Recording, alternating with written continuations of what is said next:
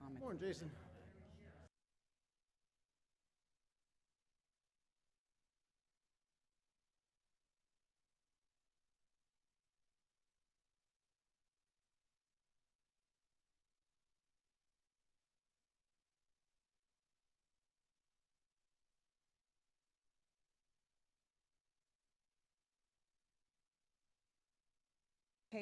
By Reverend Ardra Rigby with the New Bethel AME Church, followed by the Pledge of Allegiance by myself. If everybody will please rise and join me in a moment of silent reflection.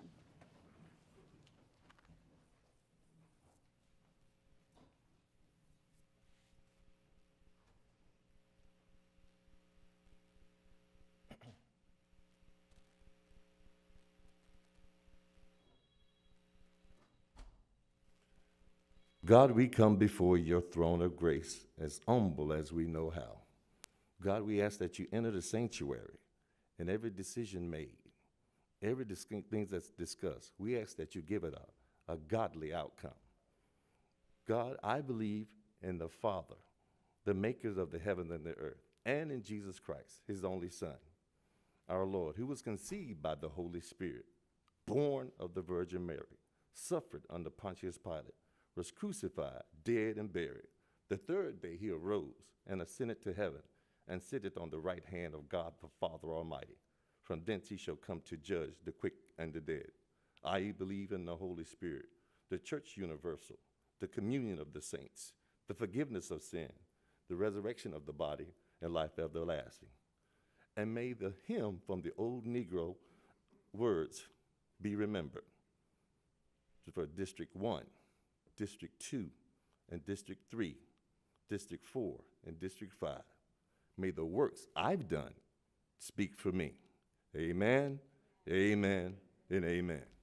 Please join me in the pledge. Pledge allegiance to the flag of the United States of America and to the republic for which it stands, one nation, under God, indivisible, with liberty and justice for all.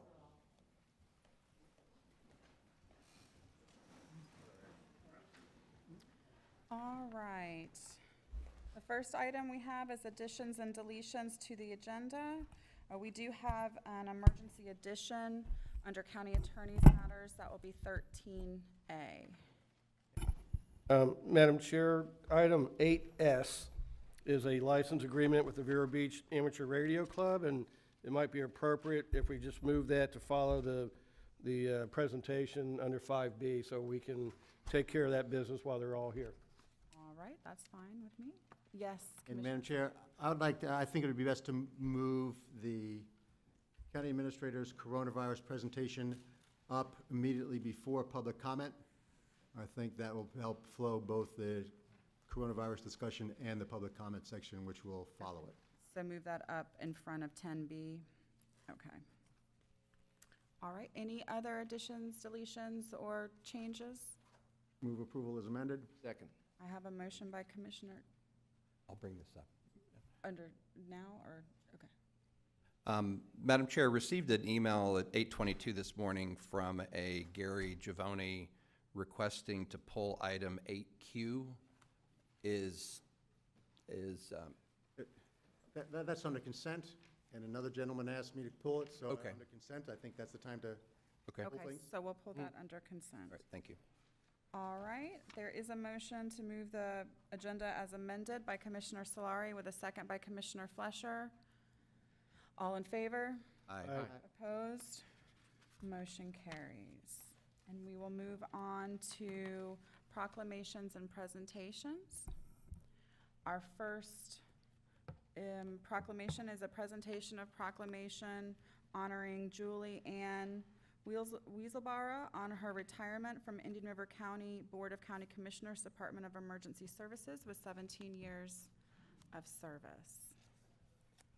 Don't be shy. Come on down. It is really a pleasure for me to read this. I have heard great things and glowing remarks about your service from your department, and I'm very pleased to be able to read this today.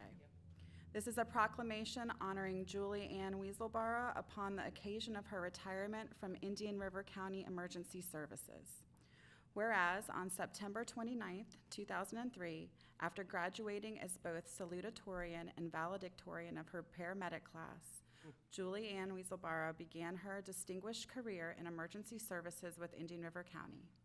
And whereas within just 2 years, in 2005, Julie Ann Weaselbara achieved solo paramedic status and continued full throttle to become dual certified as both a firefighter and medic in 2007. She earned her Associates of Science degree for nursing in 2010, attained certification as both a pump and aerial apparatus operator in 2011, and by June 6th of 2016, she had garnered the rank of firefighter engineer. And whereas this remarkable woman, known to easily maneuver a 12-ton fire truck, is also considered to be one of Indian River County Fire Rescue's premier medics due to her intelligence, enthusiasm, dependability, and numerous cardiac saves. And whereas, from the day she was hired until her retirement on June 28, 2020, Julie Ann Weaselbara, in her gentle and unassuming way, made a difference in the lives of many of her coworkers, saved the lives of many of our citizens, and touched the lives of countless people she mentored and taught. Now, therefore, be it proclaimed by the Indian River County Board of County Commissioners that Julie Ann Weaselbara's dedication to the job and commitment to our community over the last 17 years has been exceptional, and we wish to express our sincere gratitude for her service.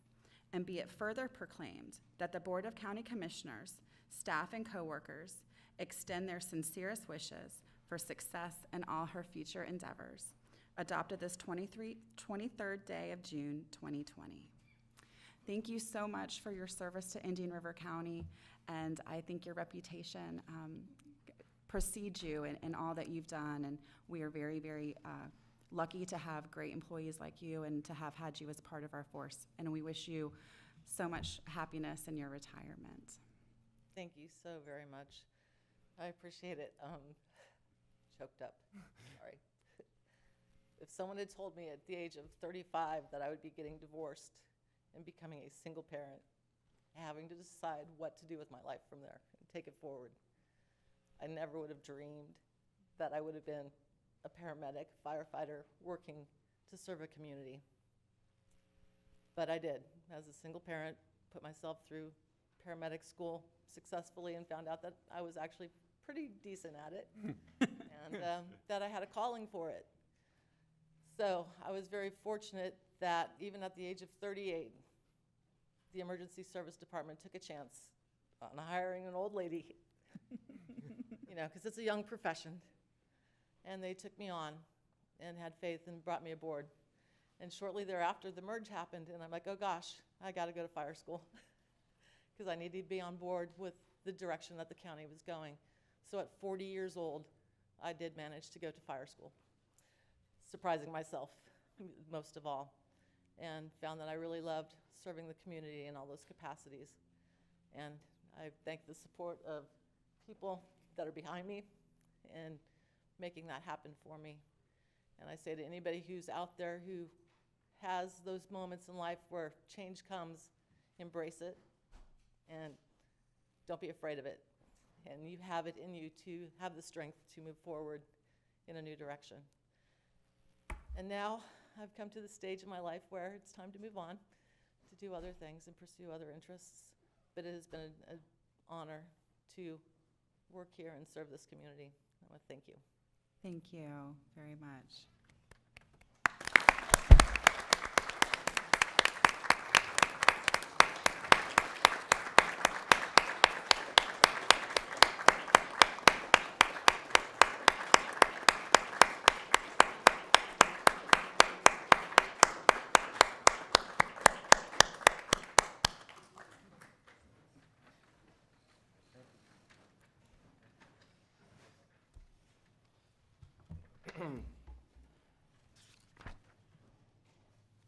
All right, let's see. Our next presentation is a presentation of proclamation designating June 22nd through June 28th, 2020 as Amateur Radio Week. And this will be read by Commissioner Flesher and Mr. Phil Mullican. I believe all the gentlemen are here. If you guys want to come on up, The whole or team. one of you at least. however you want to do it. They're going to want to be up after the Exactly, we presentation have anyway. Thank you, Madam Chair. And when we mention the word, oftentimes we mention the word amateur, it's somebody who's not achieved professional status, somebody who has not been able to apply their prowess to the professional level. But I assure you, my experience with these individuals, I don't believe any of you were in the EOC during Francis, Jean, and Charlie, but these individuals most certainly earn the title of professional, because when we lost all forms of communication and we had no way to get to the outside world, we lost our 800 meg unit, we lost telephones, cell phones, we had the amateur radio guys. And they were able to get to the outside world and move forward and get us contact and get things rolling. And I will never forget that. So I just want to say thank you before we give you that proclamation. You're welcome. With that, I'll present the proclamation designating June 22nd through June 28th, 2020 as Amateur Radio Week. Whereas Indian River County continues to be the home to highly trained and experienced group of amateur radio operators. Whereas the Vero Beach Amateur Radio Club Incorporated has been designated a special service club to the American Radio Relay. American Radio Relay League. American Radio Relay League, and my apologies, to always going above and beyond the service requirements of the local community. Whereas the American Radio Amateur Radio Emergency Service of Indian River County has been trained to provide effective emergency communications and support during the times of national, state, and local emergencies and crises. Whereas Indian River County recognizes and appreciates those diligent hams who have served as weather spotters in the Skywarn program and to the National Weather Service. And whereas these radio amateurs remain on alert for tornadoes, floods, tropical cyclones, and other threats, and the use of the communication skills to assist local and state government officials. Now, whereas Indian River County radio amateurs generosity donate to their time and to the equipment to provide communications support to the local services, clubs, and organizations and charities. And whereas members of the Vero Beach Amateur Radio Club Incorporated will continue to improve their communication skills by fully participating in the 24-hour emergency simulation known as Field Day on June 27th and 28th, 2020. Now therefore be it proclaimed by the Board of County Commissioners of Indian River County, Florida, that June 22nd through June 28th, 2020 is designated as Amateur Radio Week in Indian River County, and that the board thanks the Vero Beach Amateur Radio Club for their diligent public service, for their increasing awareness for amateur radio in the community. Duly adopted this 23rd day of June 2020, signed by all 5 county commissioners. Thank you very much. I appreciate that. As you may not know, our radio club has been in existence for more than 50 years in Indian River County. And so it's our pleasure to be available to the county whenever needed to provide this emergency communications for you. We are available 24/7. And so we thank you very much for this honor. Thank you for your dedication. You're welcome.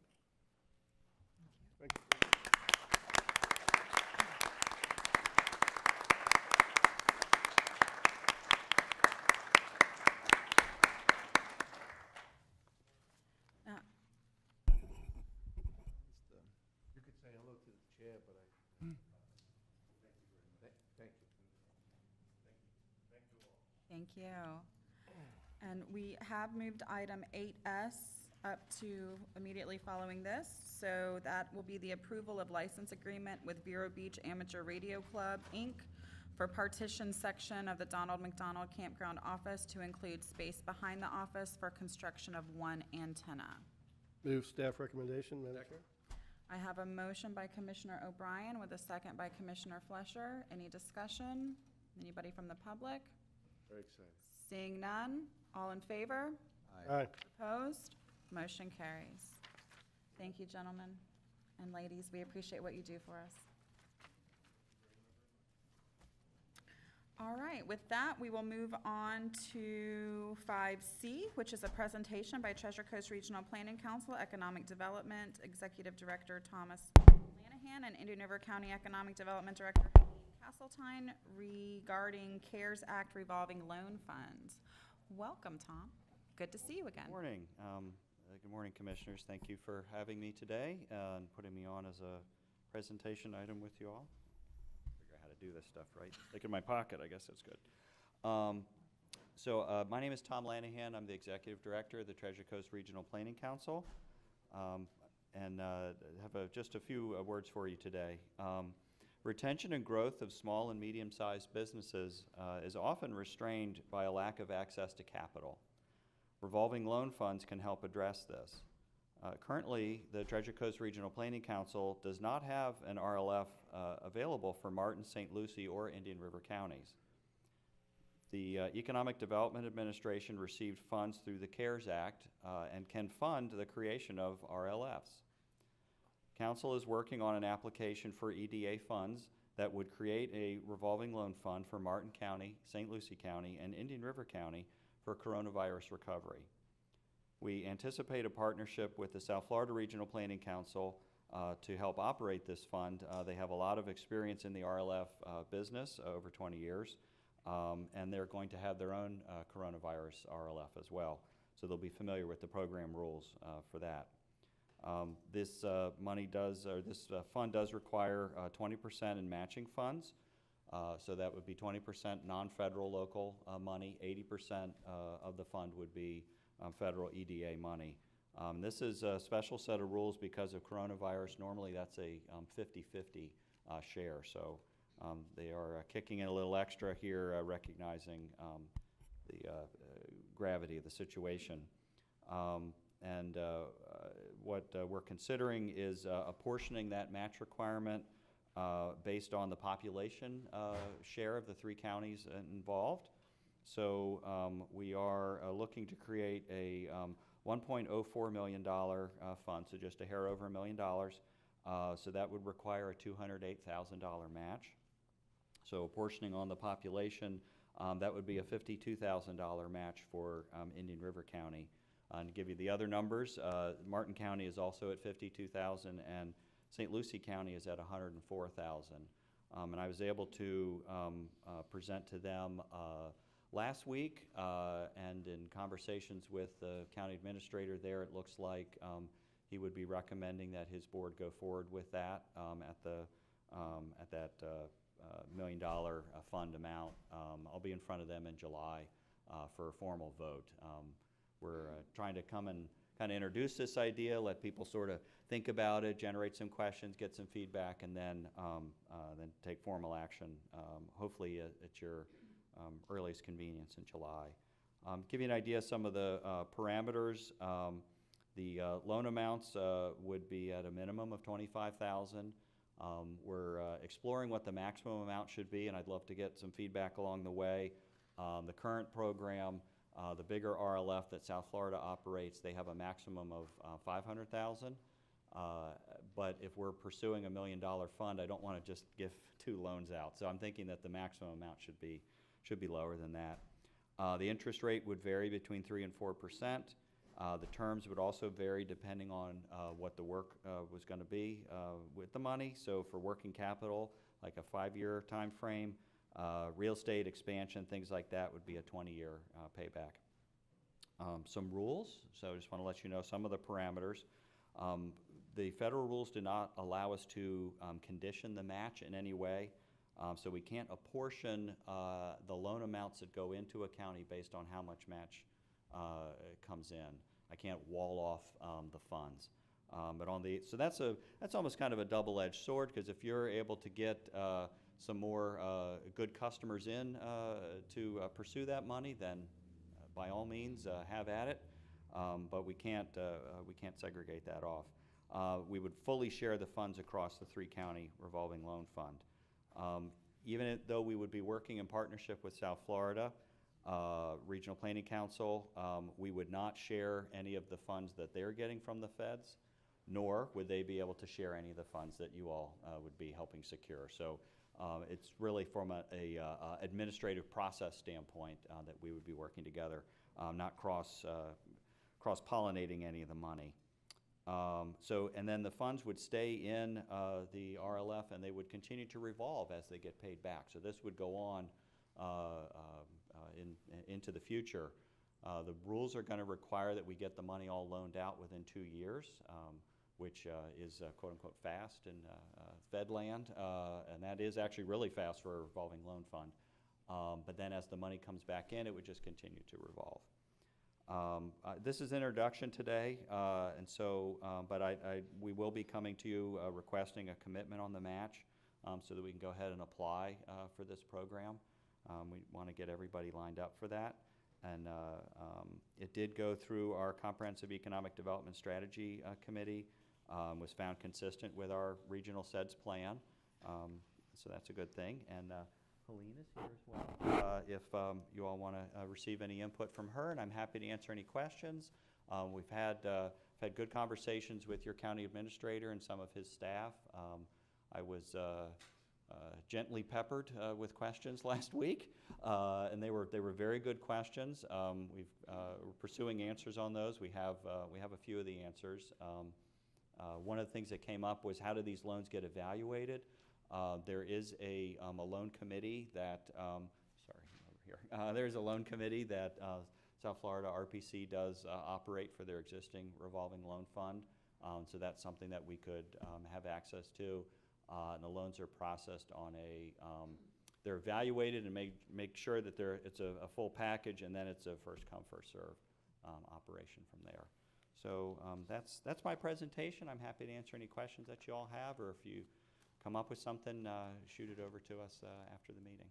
Sure. Are there any questions for Mr. Linehan? Yes, Commissioner O'Brien. Tom, on the underwriting or the loan evaluation, I think, one, I would feel better if we kind of had more of a loan committee based upon our 3 counties, so that, I would imagine you have some bankers on there or something like that. And I think our local bank people would be more familiar with the businesses that would be applying, instead of, a group down in South Florida that wouldn't know who they were or any extenuating circumstances or backgrounds. So I think my personal preference would be the loan underwriting committee would be more locally based.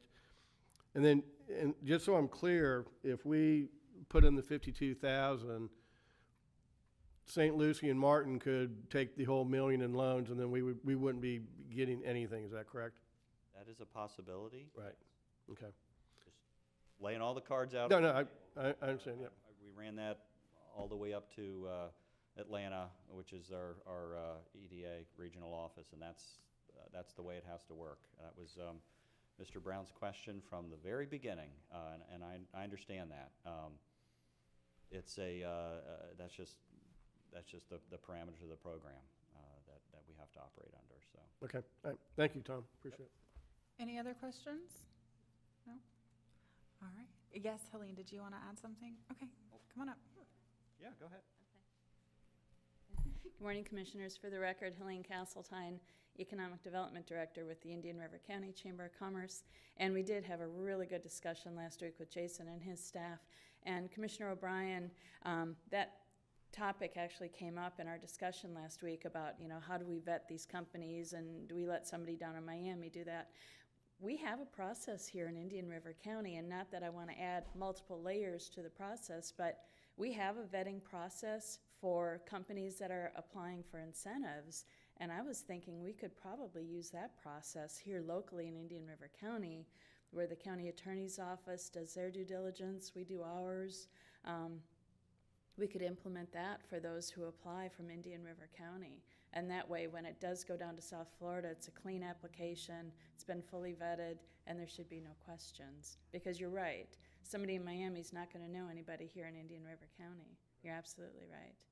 So, Helene, do you know, are there any businesses out there that you've been in contact with that says, man, if only I could get my hands on 50,000, I could do this? Or do we have any kind of, like, I guess you'd call it like a hot lead, somebody looking for that and ready to move on it? There's been a few. We had a list from our partners at CareerSource of companies who had requested assistance through the federal government, through the SBA programs and whatnot, and through the state. And so we've been in contact with all of them and did some follow-up with a lot of them.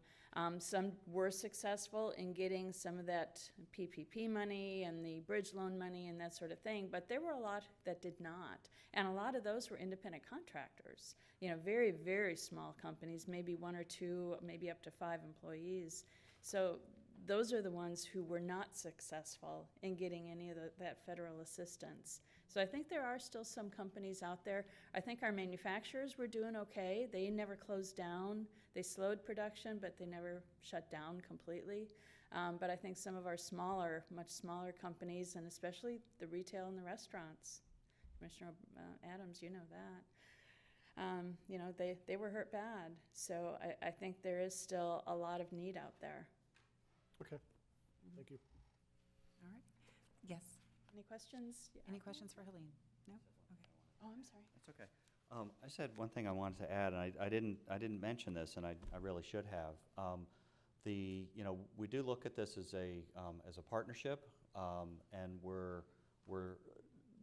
your piece of that puzzle, or Indian River County, or the folks here, is to help identify those potential loan recipients and bring them into the process.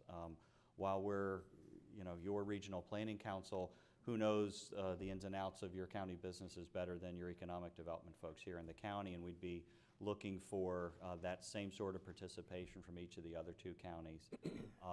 Really, the relationship with South Florida RPC is the back office kind of stuff, the filing of the federal paperwork, which is, I'm going to imagine, intense for this kind of stuff. And so it's the local identification. I like the idea of some kind of a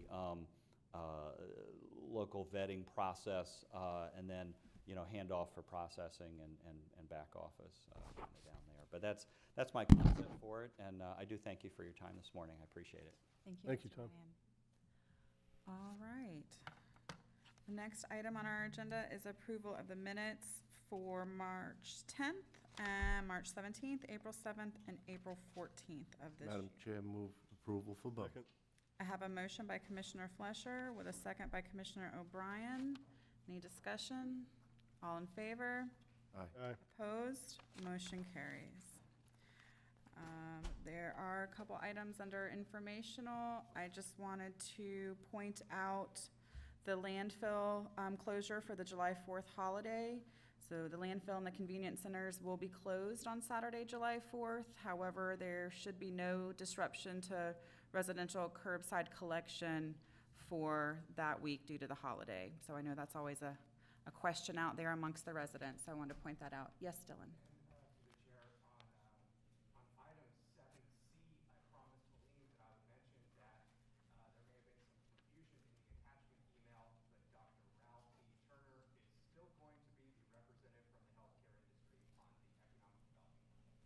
Okay, thank you for that clarification. And then we will move on to the consent agenda. I understand that item Q has been pulled.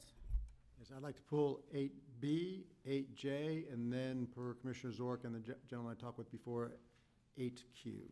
So we have B, J, and Q. Any other commissioners needing to pull any? Madam Chair, item 8E 8E, and 8R, please. 8R. Okay. Anybody from the public wish to pull anything that hasn't already been pulled? Seeing none, Madam Chair, move approval as amended. Second. I have a motion by Commissioner Flesher with a second by Commissioner Zork. Any discussion? All in favor? Aye. Motion carries. Then we will move on to 8B, Commissioner Solari. Thank you very much, Madam Chair. 8B is about the annual audit that we have, and we generally have the same person do it for about 4 years at a time. And I believe the present auditor, though, has done it since I've been here, so onwards on 11 or 12 years. It's always been my understanding that it's good to change the auditor from time to time. Over the last couple of days, I talked to a couple of CPAs, and they said, yes, it's a good idea to just change the auditor once in a while. It's good to get a new set of eyes on the business that's being audited. I personally have always thought that it's a good idea. I think it's part of the best management practices of the accounting industry.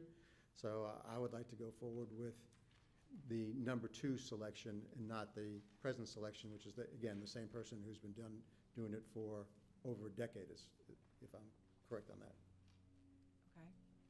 But I see that someone wants to speak on it, so I'll be happy to go make a motion that we go to the number 2 on the list. Okay, we have a motion by Commissioner Solari. Is there a second? This time? No? Or then we'll let the clerk speak and we'll see what happens after that. Good morning. Thank you, Madam Chair. Jeff Smith, Clerk of the Court and Comptroller for Indian River County. Thank you for the opportunity to us to speak on this issue today. First of all, the committee talked about a lot of things during the RFP process, and one of the items was rotation of auditors. However, in this situation, all the members of the committee voted Raymond number 1, and there's a good reason for that. The partner, the Raymond is a national firm. They have an office here in Vero Beach, but the manager or the partner for the entire firm for governmental accounting and auditing in the country is Stephen Bland, and he's in Michigan, and he has been and will continue to be putting his eyes on our work and the auditor's work. He is a highly respected government accounting auditor. He's frequently requested to speak for the Government Finance Officers Association seminars, and he has been putting his eyes on our work, and it's my professional opinion you can't get any better than Stephen Bland looking at our audit and our statements. Number 2, in this situation, the 3 top people in the second-ranked firm that will be doing this audit are intimately familiar with Indian River County because they worked for the current firm prior. So we're not gaining any new perspective by having the people in the second-ranked firm do the audit because they're intimately familiar with Indian River County anyway. So that's my comments. Okay, are there any? Yes, Madam Chair, thank you. Jeff, I appreciate the fact that Raymond's highly rated and stuff. I kind of agree with Commissioner Solari's philosophy there, but I don't think it's fair to just jerk the rug out from the number 1 ranked firm, at this point in time. And I think this would be more maybe come back and we should have a discussion about if that's the kind of policy we want to implement, and just throwing something out, but we could say, okay, if you're the auditor for 8 consecutive years, you can't apply for the next 2 years, or something like that. But I think that should be a policy, and then that way everybody knows in advance what the rules are, and then they'll know, not to submit if they've been there for a period of time. Mr. Bryan, that's a good point. We do not have a policy to that effect right now. The GFOA does have a best practice that says when you should have a policy. If you do have a policy, you need to follow it, and they do recommend to have a policy to rotate auditors if it's appropriate. And if not, in lieu of that, then you should request that the engagement partner and senior manager on the audit be rotated. That is what Raymond is doing this year. They are rotating the engagement partner, who has been Ross Cotherman. They're rotating him off and bringing on a new engagement partner and using a new senior manager. So in that vein, in that, you know, in that interest, we are somewhat complying with it. But yes, your point is well taken. We should develop a policy. We will do that and bring it back to the board for approval. Awesome, great. Thank you, Jeff. Are there any other comments or questions for Mr. Smith?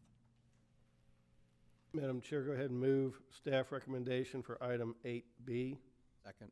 I have a motion by Commissioner O'Brien with a second by Commissioner Zork. Any further discussion? All in favor? Aye. Opposed? Nay. Motion carries 4-1. Thank you. And with that, we will move on to 8E, Quarterly Tourist Development Tax Report for quarter ending 3/31/2020. Commissioner O'Brien? Yep, thank you, Madam Chair. When the clerk was before us 3 months ago with the same report, it looked pretty good, but I think I made the comment, well, you know, the next one won't look so good, and sure enough, you can really see the impact of the lockdown due to COVID, particularly in March, and so our tourist tax revenues are down almost 20%, 19.5. So clearly, this helps delineate the economic impact to the county, and so just kind of want to point that out. And Jeff, thank you for these reports. I find them very informative. With that, Madam Chair, move approval of item 8E. Second. Thank you. We have a motion by Commissioner O'Brien with a second by Commissioner Zork, and the only comment I will make is we are anticipating a further decline in the next report as well, so we'll see how that goes. Any other discussion? Seeing none, all in favor? Aye. Opposed? Motion carries. And with that, we'll move on to 8J, Release of Right of Entry. Commissioner Solari. Thank you very much, Madam Chair. Fairlane Harbor wants a release of right of entry that the county has to look at mineral rights. We have mineral rights, evidently, the county has mineral rights to phosphorus and some other minerals. And I've got no objection to a release of the right of entry, but the idea that somebody could actually mine for phosphorus or other stuff right along the lagoon sort of spooks me. You know, normally, I probably would have let this thing pass, but with the events in the last years, where you have the Florida Department of Environmental Protection allowing dumping of biosolids right by the Blue Cypress Lake and things like that are just irrational. I just noticed in an article I've received about Brevard County, they get a lot of their water, drinking water, from Lake Washington, and they just allowed, they banned, if I understood it right, more biosolid locations from being permitted, but grandfathered in every existing biosolids dumping spot that already exists.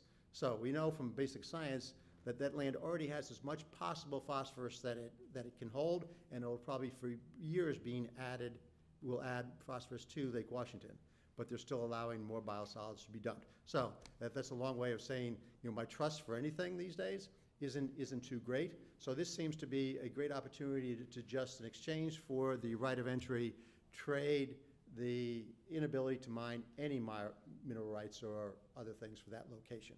So I just wanted to pass that by and actually make a motion to that effect.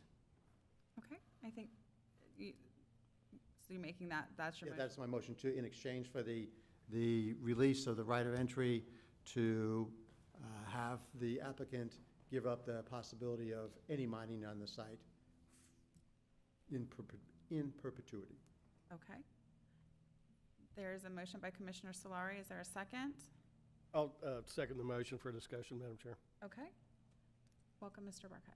Thank you, Madam Chair. My name is Bruce Barkett. I practice at 756 Beachland Boulevard. I appreciate Commissioner Solari's concerns. I think what you're asking us to do is replace one stain on the title of this property with another. It doesn't accomplish the purpose. The whole point is that there is now a cloud on the title of this property that you didn't even know you had. It results from some obscure statute that says when the state or any local government sells a piece of property, they retain 50%, 75% interest in the mineral rights plus the right of entry. Well, the state has released that for every property that's less than 20 acres. this property happens to be in excess of 20 acres, you still retain a 75% right to any royalties that come from mining of minerals. There are no minerals out there. You know that, and I know that. Nobody's ever going to mine on that piece of property. You're never going to enter the property to mine for it. So the only thing that you have now is something that has no positive value. It just has a negative value. It creates a stain on the property. What Mr. Solari's suggestion, although it sounds good, would just replace that stain on the title to the property with a different stain on the title to the property, which would again prevent financing of that. So it doesn't do any good. In addition to that, it's in the city of Vero Beach. The city of Vero Beach doesn't even have a mining ordinance. It's in a residential district. It's on immediately south of the power plant and the water service station where they're getting ready to do the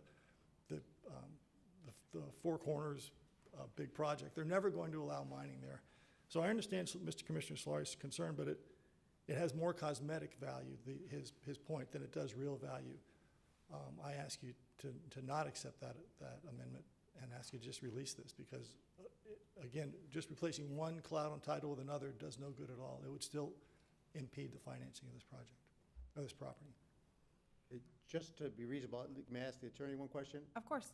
So, Mr. Reingold, in your opinion, is what I requested, would you call that a meaningful cloud on a title?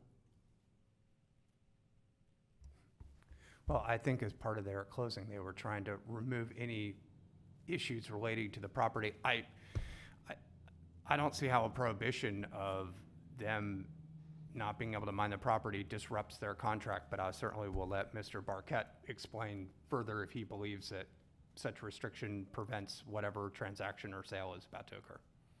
No, it doesn't disrupt what's happening on the property now.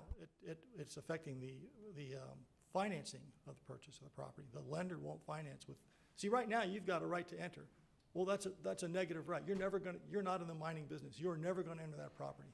So they want to remove all clouds on title. If you replace that with a restriction on any use, that's another cloud on title. It's just whatever their loan criteria are, and you know that better than I do probably, that violates it. They won't accept any clouds on title, any restrictions on title. So, and for you to suggest that somebody might go in there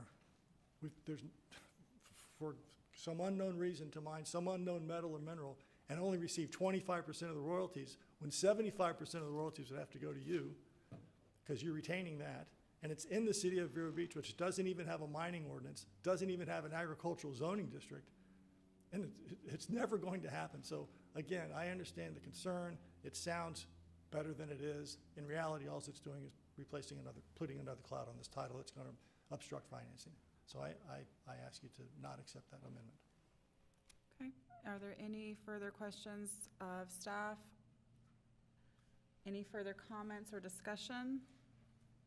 Commissioner Solari does have a motion to replace the right of entry, the release of entry with a perpetual. Not to replace it. I'm sorry. In exchange. Exchange, okay. For a perpetual ban on mining on that property. Okay, any further discussion? Seeing none. All in favor? Aye. Opposed? Motion carries. All right. I'm sorry, it was 5-0. With that, we will move on to the Tourist Development Council 2020-2021 budget recommendations. Item Q. I believe this was pulled by Commissioner Zork and Solari at the request of a member of the public. Yes, and I'm hoping the member of the public will step up. Whoever wanted to pull this, if you'd like to come up and make your statements. Yes, hi, thank you. My name's Gary, it's a difficult name, Gary Mastro Giovanni. I've been here since 2006. I moved here from Atlanta. I've been a member of the board of the Vero Beach Wine and Film Festival going on 2 years now. I was here when we had the hearing and the request for grants. I thought the process was moving along fine. And then our executive director, Jerusha Stewart, who's in the room here, came up and is extremely proud of the work we do for the festival. It's something she has built from scratch, And I found the line of questioning throughout the entire process not only tearing down her own personal confidence, but questioning the value of the festival. Questioning what we do in this festival and how we work and how we bring in tourism. We don't know the exact number. It's likely between 300 or 400 people that are out of the area that stay here. We know hotels are filled. We know restaurants are filled.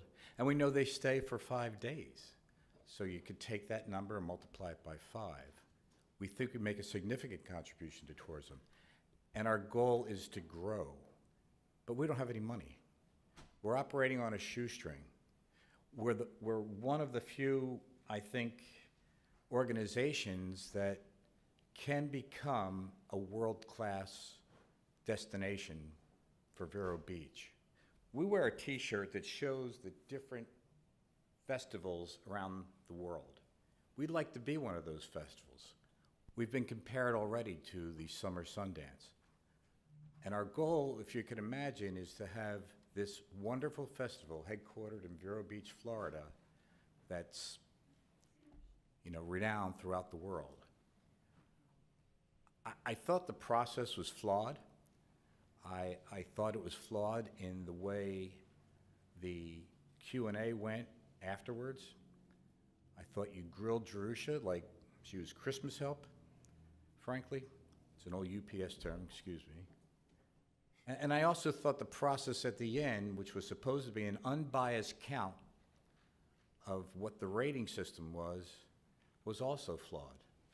We came in 4 points or 6 points below the third place group and 40 points above the fifth place organization.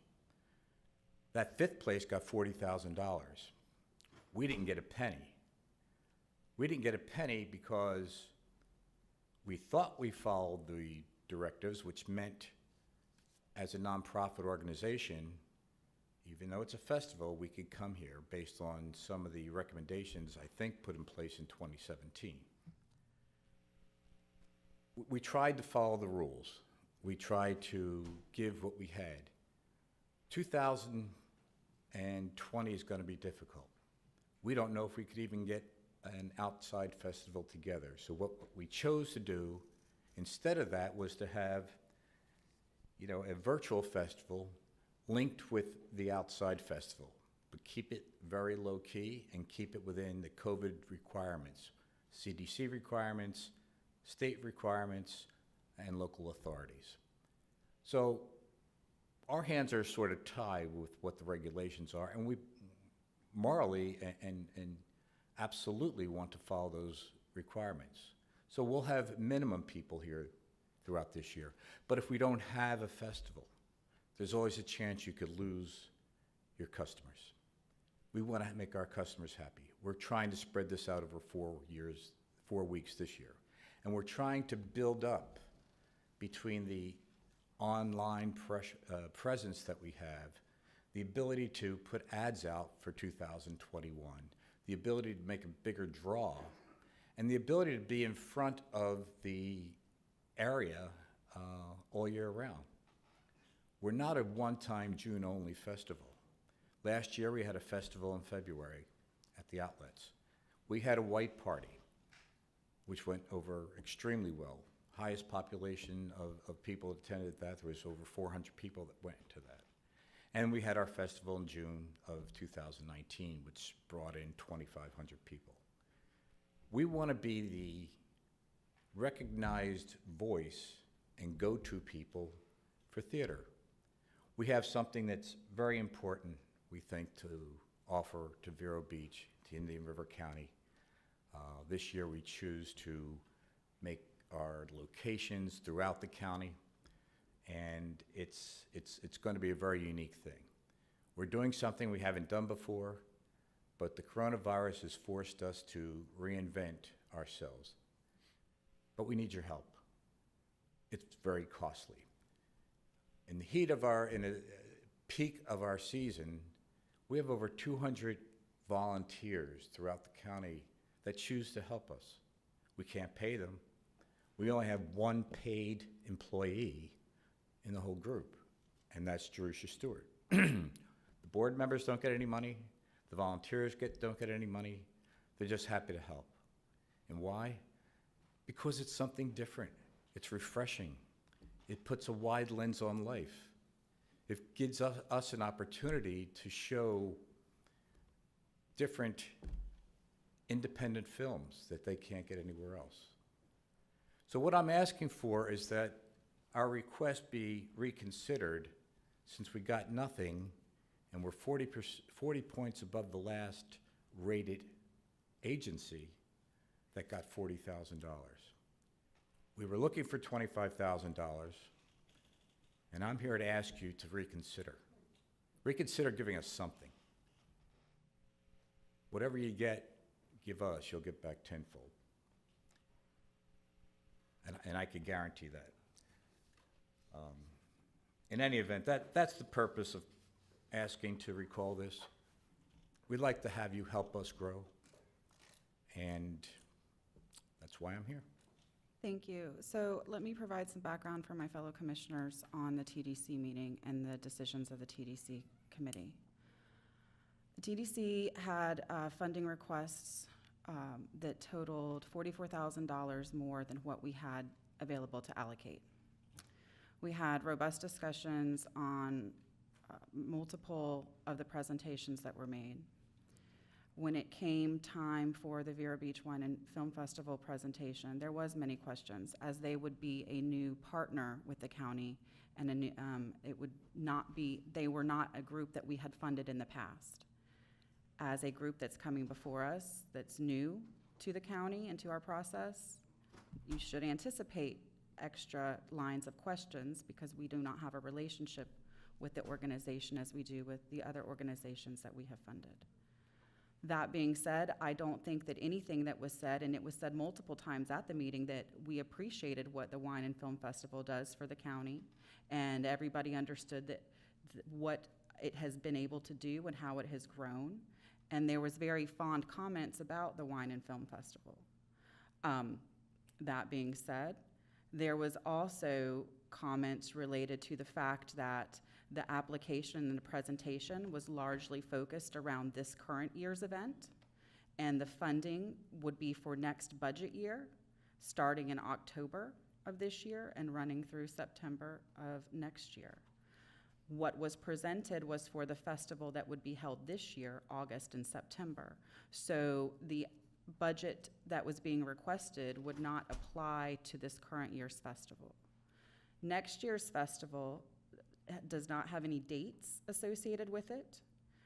It was largely talked about being online and virtual in combination with an in-person festival.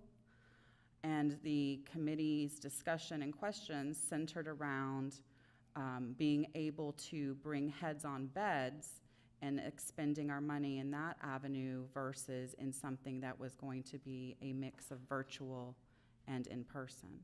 There was also very much discussion related to the fact that as a festival, that is a one-time event, whether it's 3 days, 5 days, or 10 days, versus some of the other organizations that are working year-round within the tourism sector. So those were all parts of the discussion that helped arrive at the decision. At the end of the meeting, what was stated was that the Wine and Film Festival would be given the opportunity to come back at a later meeting with the full information about next year's festival, dates, locations, more fleshing out of those details, and be treated as a special project and be given the opportunity at that point, when they had more of that information available, to come and seek additional funding. So in no way was the film festival told that they weren't welcome or that they wouldn't be helped. What they were told was that their application basically was not in complete form for us to move forward this funding cycle, and that they would be afforded an additional opportunity at a later meeting to seek funding for next year's festival as a special event. So I say that to my fellow commissioners as a little bit of background. I think that the committee came up with a very good recommendation and did what they could to accommodate everybody's request, to be quite honest, in a year when we have very limited funds. And as Commissioner O'Brien noted earlier, our tourism tax dollars are on the decline due to COVID, and it's only going to get a little bit worse. So that's where it was. Jason, did I miss anything, or? Yeah, I would say, you know, just adding on to that, everything I heard was praise for the event and for Jerusha for that matter. And, you know, one of the things we have to think about, if you look at the funding recommendations, almost all of the agencies received a decrease in funding. Sebastian Chamber leading the pack with a 49% decrease, and we are looking at an allocation that's 16% down from the current year. So any new event that wasn't currently funded is really going to have to be scrutinized significantly. And to reiterate, I think it bears saying again that the application was largely talking about the event that's scheduled for this August, which is not within the fiscal year that is being funded. So I want everyone to be clear, no way, no how was that process able to allocate dollars that could be spent for the August event, August 2020 event. And it was mentioned that there would be an opportunity to revisit that in the future. I will say that this is the first time ever. Usually when we go to the TDC, if there's funding shortfalls, they're kind of pushing us for higher revenues. But I'll tell you, the hoteliers on the TDC said, "Boy, I'm worried your projection for next year is really too optimistic." I mean, in very bold terms, they told us, "You're probably not going to hit this number." So we've got reserves out there that we're planning for that, and there's a lot of uncertainty there. So I'm a little reluctant to add more funding in any event, particularly right now. But I think what that meeting left with was that this could be revisited once there are more details and an application for an event that would be occurring in next fiscal year. So that's all. Thank you. 2 points, if I might. Perhaps didn't come across this way, but the money we need is to build for 2021. The money we need is for the licensing of the online services that we want to use to broaden our reach, bring more people here.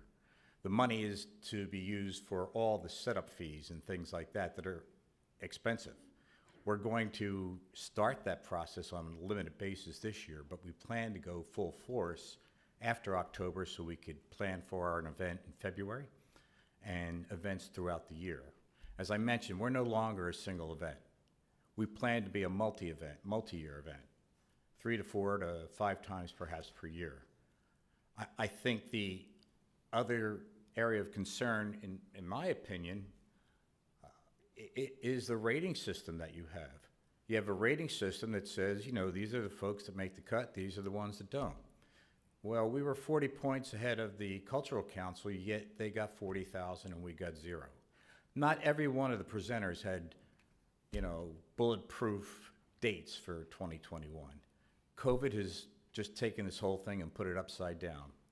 We were compared to, and this is what was frustrating, with all due respect to the folks that go on fishing tournaments or have, you know, work at the shooting galleries. And this is a film festival. It's an incredible amount of work.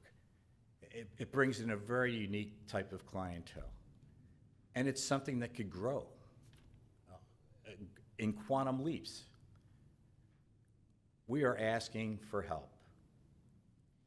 We suffer a lot from not having a festival this year. We're building to 2021 to become our banner year. So if there was a misunderstanding, if we need to clarify those things, we're happy to do that. But we're asking that you give us some consideration. All right, thank you for your comment. Thank you. Commissioners? Madam Chair, I'll go ahead and move staff recommendation. Thank you. I have a motion by Commissioner Solari with a second by Commissioner Flesher. Discussion?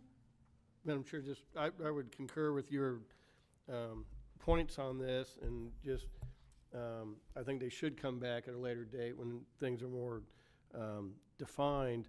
You know, when you talk about a February festival, you know, quite honestly, I don't see how that could happen in person. You know, we're seeing COVID still very active. You know, February is in the midst of flu season, and so I think we're going to see a lot of virus activity in February.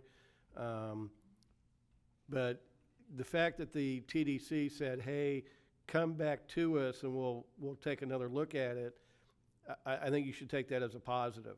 They don't do that to many agencies. So I would take that. I would, you know, go back and kind of really take a hard look at what you're going to do next year, how it's going to fit with COVID. You know, a virtual festival might be great for promotion down the road, but it's not bringing any heads on beds for that event. But I would take to heart what the TDC said and come back in the future with a little bit more defined plan and then see where it goes from there. But it's not intended to be all virtual. I understand that. I understand that. All right, there is a motion and a second. Seeing no further discussion, all in favor? Aye. Opposed? Motion carries. Thank you. With that, we'll move on to item 8R, Children's Services Advisory Committee recommended program funding allocations for fiscal year 2020-2021. Thank you, Madam Chair. I just pulled this so that if there's anyone in the public that has any comments, they would have the opportunity. This is where we are funding at the full 1/8 of a mil, and I think they had a very robust application process. And again, the grant review subcommittee held their reviews of the applications and then did their recommendations. And so anyway, I just had pulled this to make sure if there's anybody that had any comments, they had the opportunity. And if there's no one wishing to speak to this, I'll go ahead and move staff recommendation. Second. All right, we have a motion by Commissioner O'Brien with a second by Commissioner Zork. Any discussion? Seeing none, all in favor? Aye. Opposed? Motion carries. And with that, I believe that is everything on consent that was pulled. So we will move on to county administrators matters. Coronavirus update. All right, thank you, Madam Chair, Commissioners. I have a brief coronavirus update, but I think we're going to have Miranda Hawker from the Health Department start things out. So Scott, if you could switch to that PowerPoint, she'll give us the latest stats on where we are.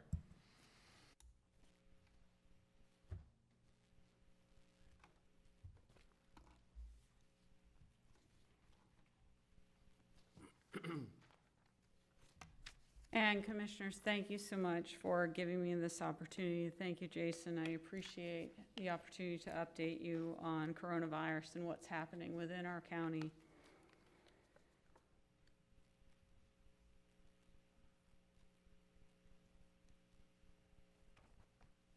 Okay, thanks. So in terms of the state, we really hit a milestone, and this is yesterday's data, of surpassing 100,000 cases within the state of Florida. And we've had 3,173 deaths as of yesterday. So in terms of the CDC recommendations, and I know all of you have heard this before, please stay at least 6 feet from people. Please wear a face mask in public. Make sure you social distance. Just because someone is your friend doesn't mean they're not positive with COVID. It doesn't mean that they couldn't be asymptomatic, because up to 35% of our cases are asymptomatic. So just because you know someone and they appear to be healthy doesn't mean they're healthy. My cloth face mask protects you, and your cloth face mask protects me. Wash your hands for at least 20 seconds. Make sure you're disinfecting frequently used surfaces. Stay home if you're sick. Avoid touching your face. All of those public health messages we've learned over these past 2 weeks, past few months, are especially important. So these are some quick statistics for you. On June 7th, Indian River County had 190 cases. On June 21st, Indian River County had 405 cases. This morning, our case count is at 433. More than 53% of our cases occurred in these last 2 weeks. 60% of our 0 to 4-year-old cases occurred within the last 2 weeks. 78% of our 5 to 19-year-old cases occurred in these last 2 weeks. 65% of our 20 to 34-year-old cases occurred in these last 2 weeks. 58% of those 35 to 54 occurred in these last 2 weeks. 32% of those 55 to 74 occurred in these last 2 weeks.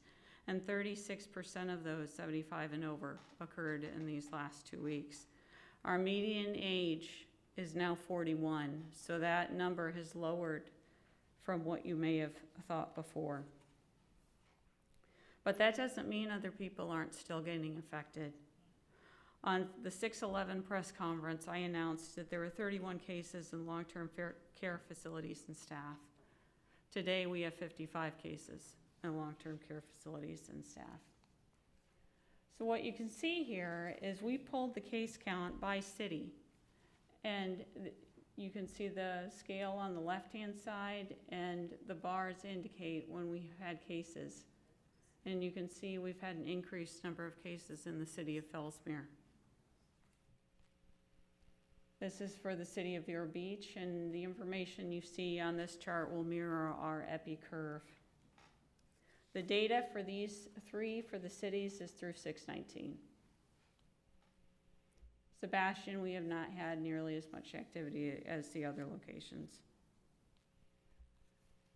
So these are our testing data for Indian River County residents tested by the date of the test for the year-to-date week ending June 20th, 2020. And that black line indicates our positivity. So our case positivity is what we look at as an indicator of the disease burden in the public. And so you can see at the very beginning, we had a high positivity rate. The green indicates our number of negative tests, and that orangey color indicates our positive tests. And we have been trending up, especially since week 20. You can see the stay-at-home order and that red arrow there on week 14. That was when it was issued. And you can see then that black line started to drop in terms of our case positivity. And then when that stay-at-home order was lifted, you can see the increase that's resulted from that. The State Surgeon General yesterday urged people to wear masks in public. This is our EPI curve. This is what we look at in public health when we're looking at the characteristics of an outbreak, characteristics of a pandemic. And again, you see that pattern mirrored, and it's really significant, the increase that you see there. And I realize that it's unlikely that we will see another stay-at-home order. But that's why I am stressing just how important it is to wear a mask when you're in the public.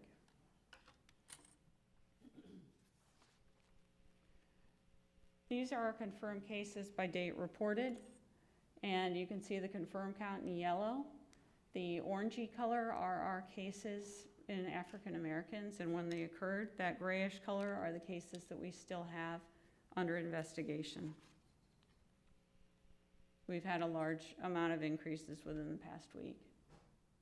And here you can see the number of cases in the Hispanic population increasing, and that's currently an outbreak that we're working on. These are cases by race. So we've had 23 cases in African Americans, 218 cases in white, unknown 126. Those are still undergoing our full investigation and in process. We should have those numbers updated soon. And 38 are classified as other. 78 cases, 78 people were Hispanic, 176 are non-Hispanic, 151 are in that unknown and no data, and that will be updated as we move through these next few days. In terms of our cases by age group, and you can see now the shifting to a younger population, but that should not give you a sense of complacency, because the more people we have sick, the more people that can get sick that are at risk of serious illness and complications. But anyone can have serious illness and complications. So 16% of our cases have occurred in those 75 and over, 20% in those 55 to 74, 26% in those 35 to 54, 27% in those 20 to 34.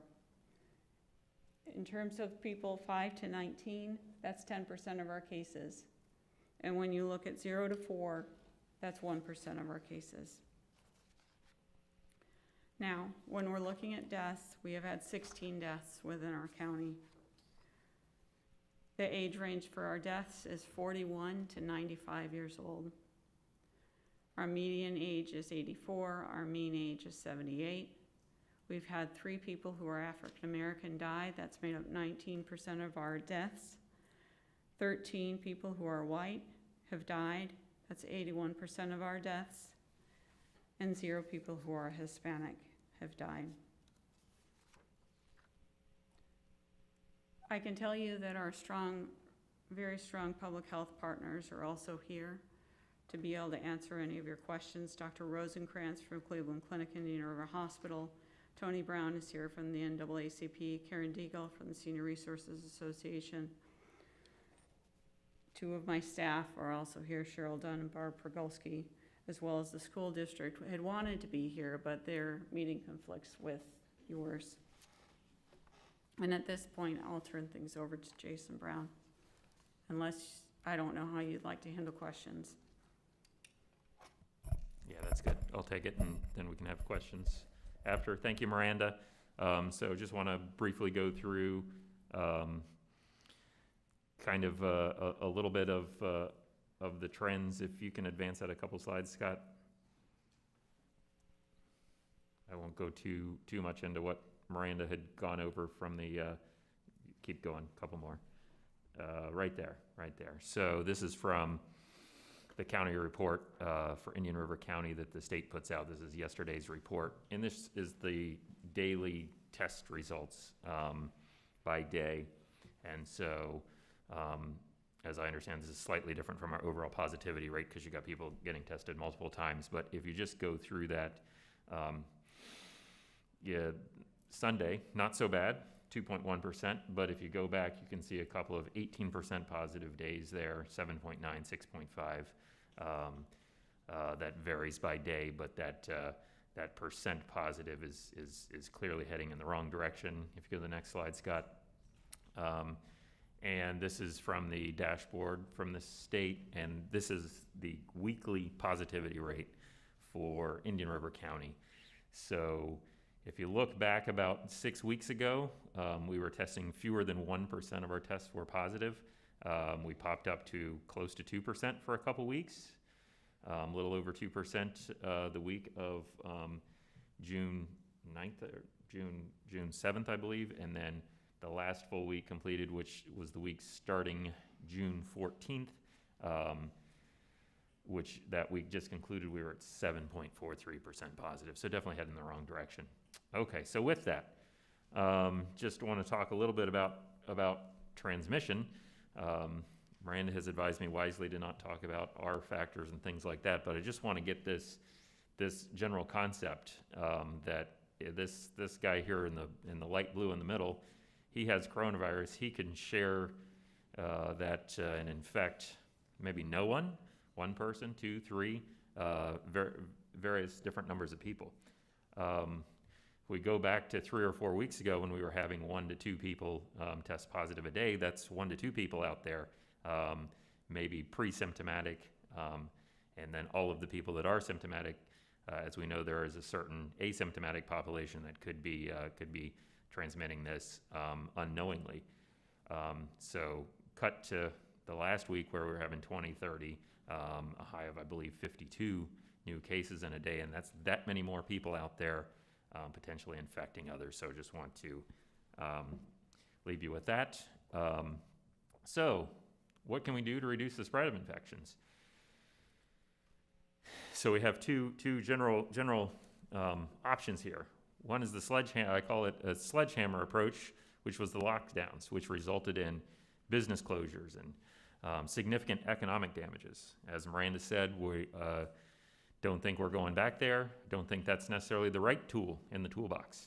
But we do have some other tools, and I put those in the family of scalpels, a more surgical approach, masks, social distancing, and hand washing.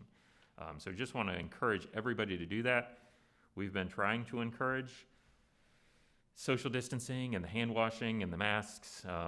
If you've been bored enough to watch the press conferences and see my 6-foot long stick and the talks about masks, I think we haven't been doing as good a job as we need to on that. If you go forward, Scott, again, skip that.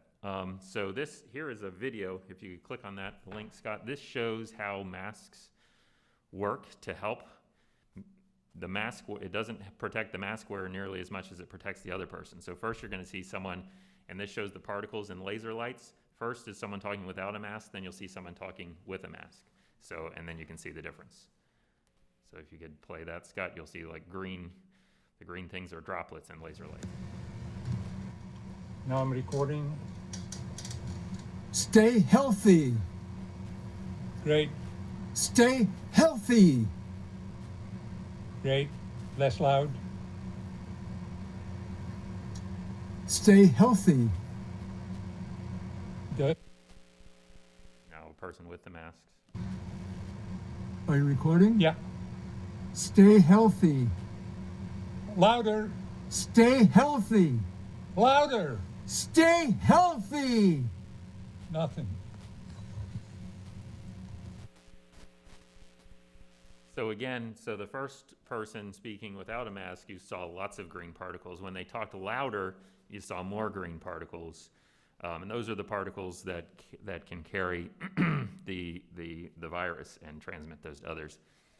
So that's why the mask is important. And my rudimentary understanding is my mask doesn't do a great job of protecting me, but it catches anything that I may have and protects other people from that being spread. So that is why masks are important.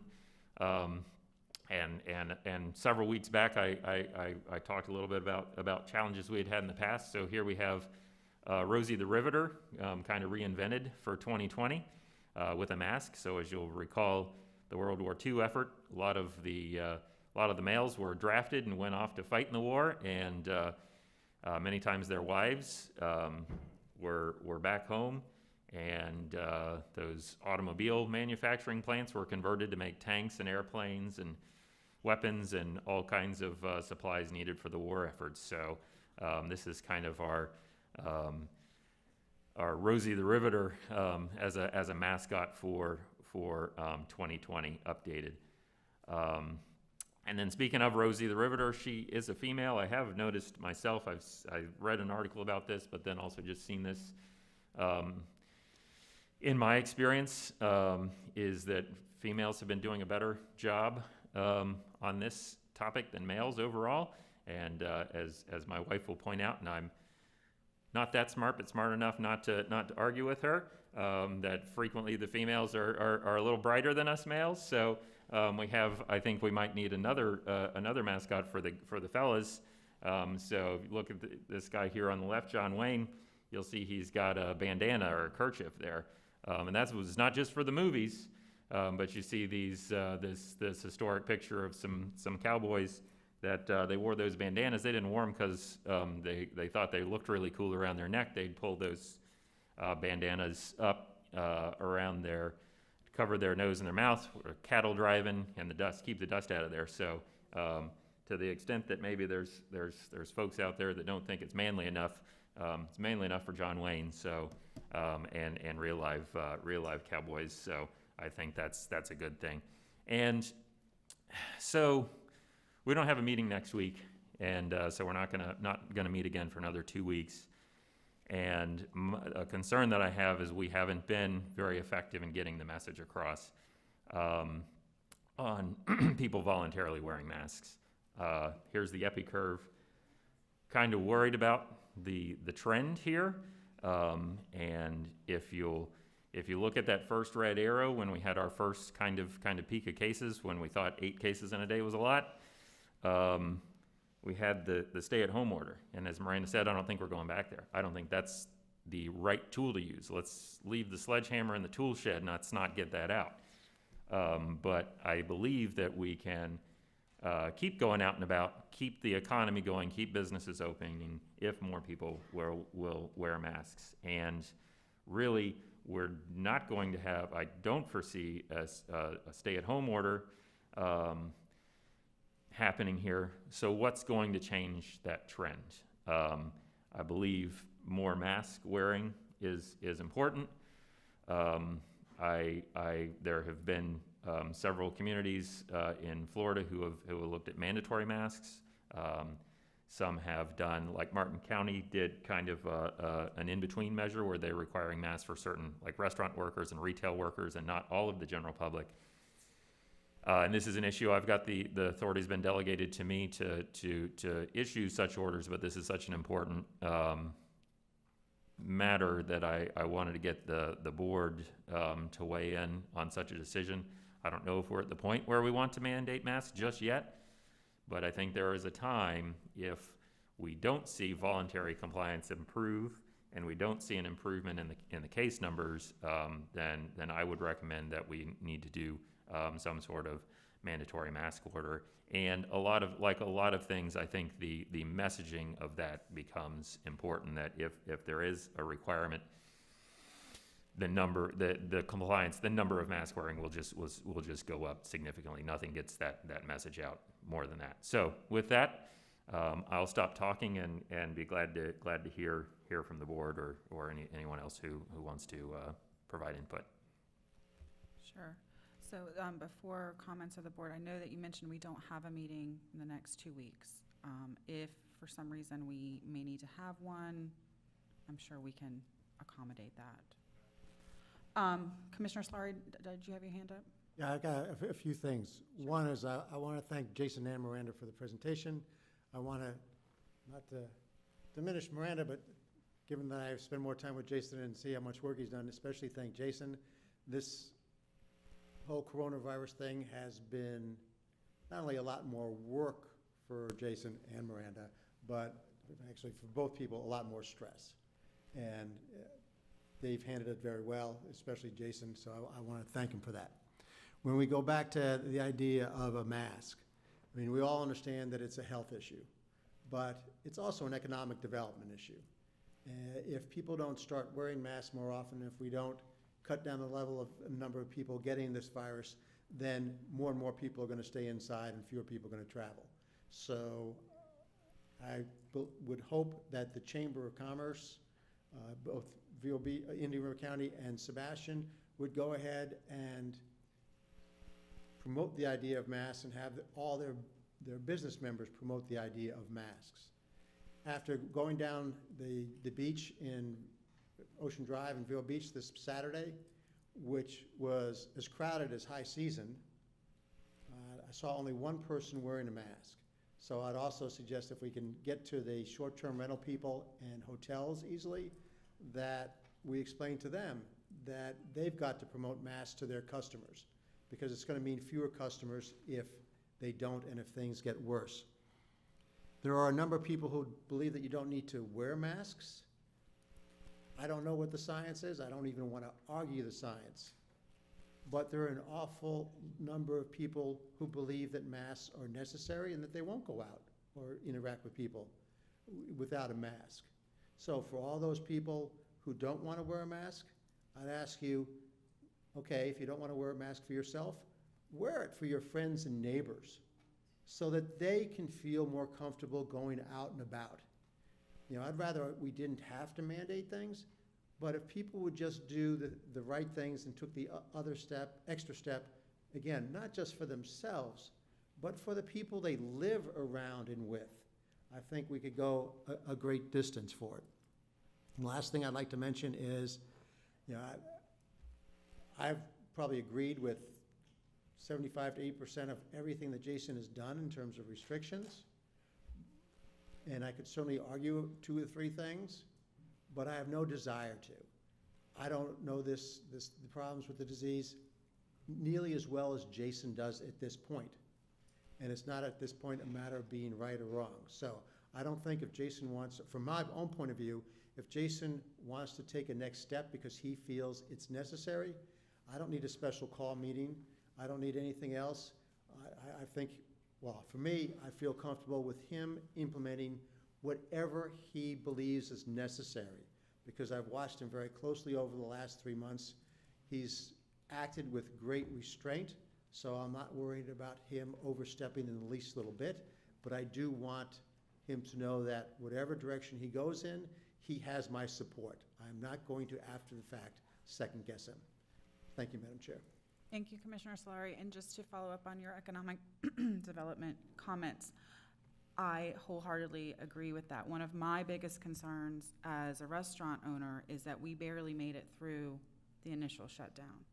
And at this point, there's a large concern in the industry that whether we all accept we're probably not going to have another shutdown, but the issue becomes, are people concerned about going out? And how does that impact our business, which is largely based on people's ability to go out? In the Fellsmere area, I know that there's other issues going on right now, but we've seen multiple businesses shut down, not only because they have employees that are testing positive, but because they are concerned with the spread of the pandemic to their employees and then taking it home. So they're shutting down out of an abundance of caution. And that impacts the economy, and that impacts those businesses' abilities to reopen in the future if they're going to be able to. So I agree wholeheartedly with your comments about the economy. I think that is, for me, one of the biggest concerns as a business owner is, are we going to regress back to a point where we're going to see more and more businesses fail because they won't be able to make it through? So I appreciate those comments. Commissioner O'Brien. Thank you, Madam Chair. First, a couple questions for Miranda. From what I got from the presentations, our current infection rate is running about 7%, and early on, it was below 2%. And I think you said that 35% of our cases now are asymptomatic. So one, if I do the math, if I take 7% and take 35% off of that, I get about 4.6%. Would that probably be reflective of more of our true infection rate throughout the community? Because that now we are testing people that are asymptomatic, so you would think the percent would go up somewhat.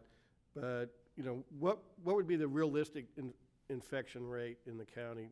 Kind of overall, I guess.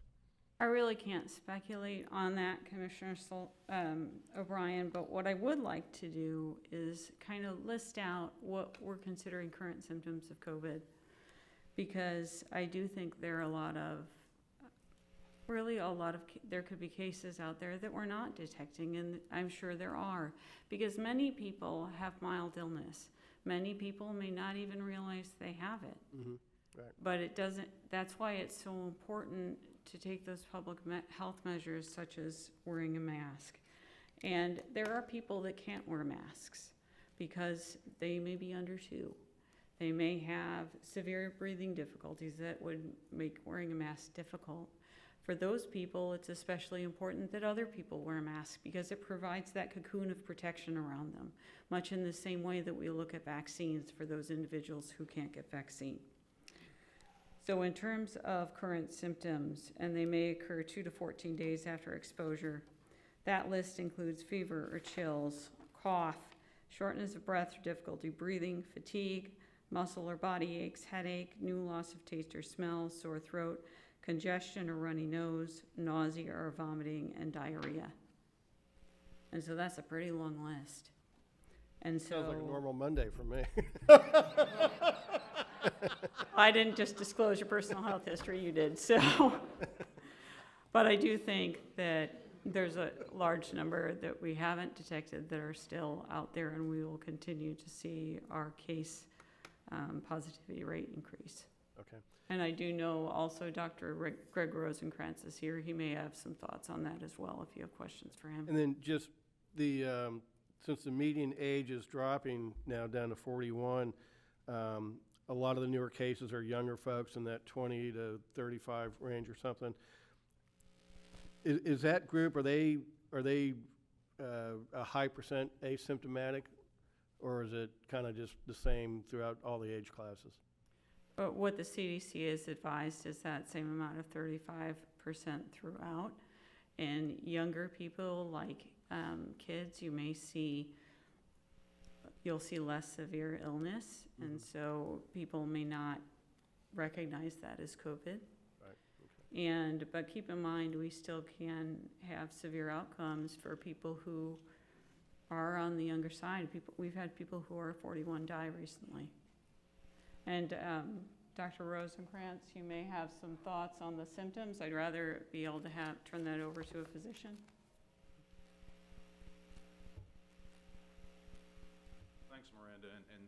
Thanks, Miranda, and thank you for the opportunity to speak.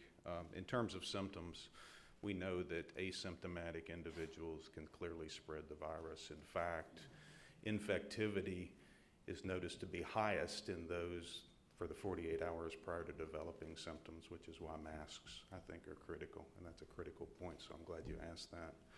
I do believe in Indian River County that we are at a critical juncture when we look at the number of cases, when we look at what I believe is a true spike. We followed this very closely. As a hospital, we're prepared for all eventualities. We certainly have significant capacity. We don't have a high number of individuals in our hospital. I think this morning it was 11, as an example. However, when we look and compare across our sister counties where we have other hospitals, we've led the way in Indian River County. We've had a low number for some time. I'm very proud of that. I think we are seeing a change. I agree with the sort of the hammer and the dance analogy that we heard from Mr. Brown. We're not going back to the hammer, and I don't think anyone would suggest that. But I do believe that it's critical that we learn how to dance with COVID. Masks are a very simple, seemingly so, safe, effective, and cost-effective way to get a handle on the COVID and to contain it and to stop the rise. Because, whether a restaurant is open or a business is open is important, but if it's open and people are afraid to go, it's effectively closed. So the economy, our local economy, I think is really dependent upon our ability to control this curve and to control what's there. And I think masks, along with distancing, along with hand washing, allow us to do that. And so I would ask that consideration strongly be given to that. I don't want to bore everyone with data, but if you look at the data and you look at masks and what does it mean? This mask doesn't protect me, it protects you. And so collectively we need to protect one another. And I think this would allow us all to do that. If you look to other counties, so I'll look at Martin County and their commission. It's a county roughly the size population-wise of Indian River County. If you look at the number of cases they have, it's well over 11 or 1,200, I think, at this point. And we're gaining ground on them, unfortunately, but I think now is our opportunity to kind of blunt that curve, and I think masks will do that. And I do think that we have to support a more rigorous approach to masking in our county. Again, I'll just leave you with a thought. The community is a really important part for us here as Cleveland Clinic, Indian River Hospital, as Cleveland Clinic. It's one of our 4 care pillars. So we care deeply about what goes on here. And I do believe now is the time for us to take action so that we can ensure the sustained economic growth and recovery in our county and our region along the Treasure Coast. So thanks. I'll entertain any questions you have. Thank you. So I concur a lot with Commissioner Solari's comments and Commissioner Adams. It's in my mind, it's a little bit of a slippery slope because when you go to mandatory mask, You know, I've seen some videos, one where a gentleman barged past a store employee without a mask, and the store had a policy that you had to have a mask to get in, and it took 3 employees to finally herd the guy out. So there's potential for violence, I think, in some of these cases where people get very agitated if they're being told they have to wear a mask. There's also a video where other customers in a store harassed a person without the mask and basically ran him out of the store, you know, by the people yelling and screaming at him. Again, the potential for violence is there. But on the other hand, you know, I think if we did go to a mandatory mask requirement, like anytime you're inside a building, you have to have a mask on. We won't get full compliance, obviously, but I think there will be a 20 or 30 or 40% of the population that will put a mask on because they like to follow the law. And I think just even that would be a big benefit if we can get more people to do it. You know, as a matter of fact, today in these chambers, it's probably the highest percentage of people wearing masks that I've seen probably in the last month, I think. And I went down Ocean Drive on Sunday as well and saw the same thing Commissioner Solari reported, that you couldn't find a mask on that street if you wanted to. But I think also we need to do much more aggressive means of getting the message out. You know, not everybody's looking at our website to see what the count is. Not everybody's looking at Miranda's website. And I think we really need to get out and pretty much get this message in people's faces, like even those big roadside signs you see where you can type in a message. And, you know, that should be updated, you know, every day. You know, hey, 50 new cases today, wear a mask kind of message, you know, and put that on A1A and US 1 and State Road 60. And so you'll get more people looking at that, and it'll make them think, oh yeah, this is still going on. Because I think once the governor issued his reopening orders, just everybody said, okay, well, one, I think they were, you know, they had bad cabin fever and enough was enough.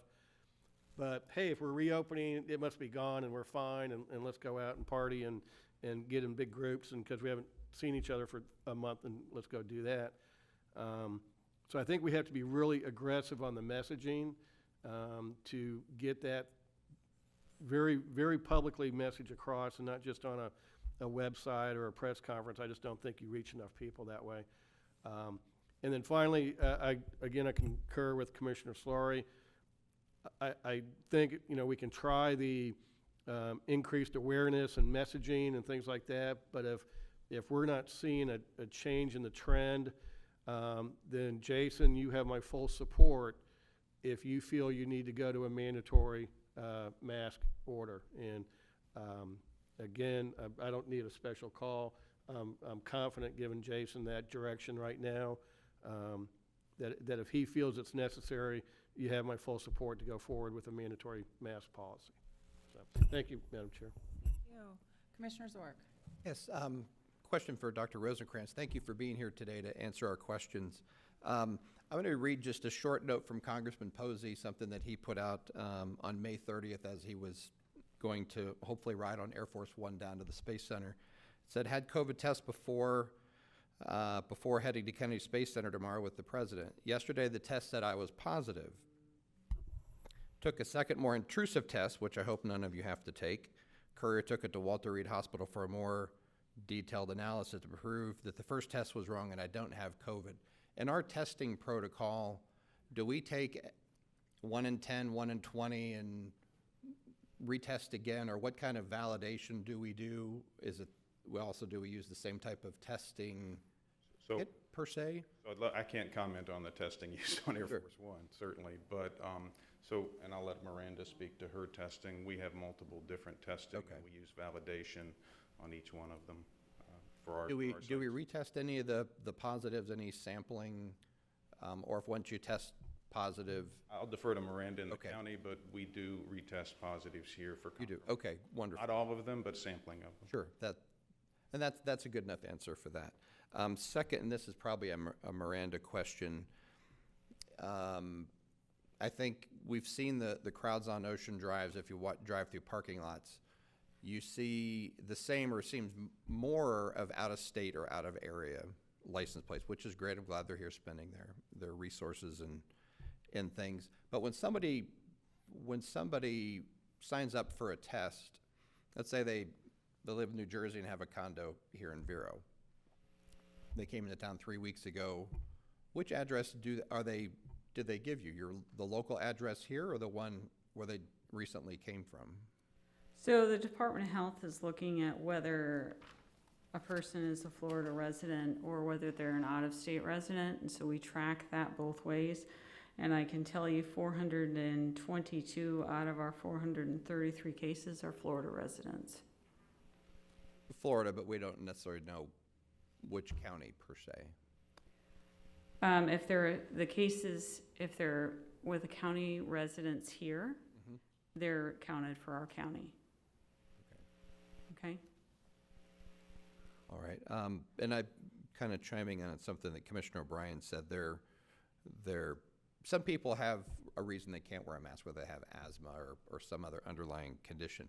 It's almost like they need to have a special, I don't know, clip-on. I have asthma, I can't wear a mask, because people seem to get that aggressive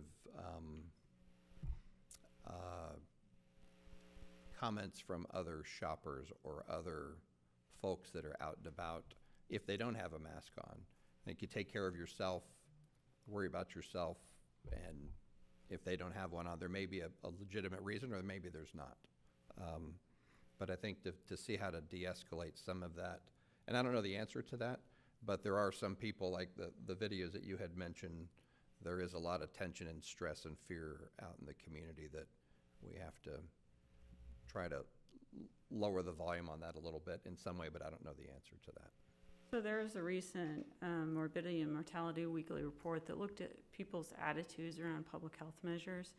And when you look at things such as masks or social distancing or other public health measures such as stay-at-home orders, it's 80% of people do support that on whole from the survey that the CDC did.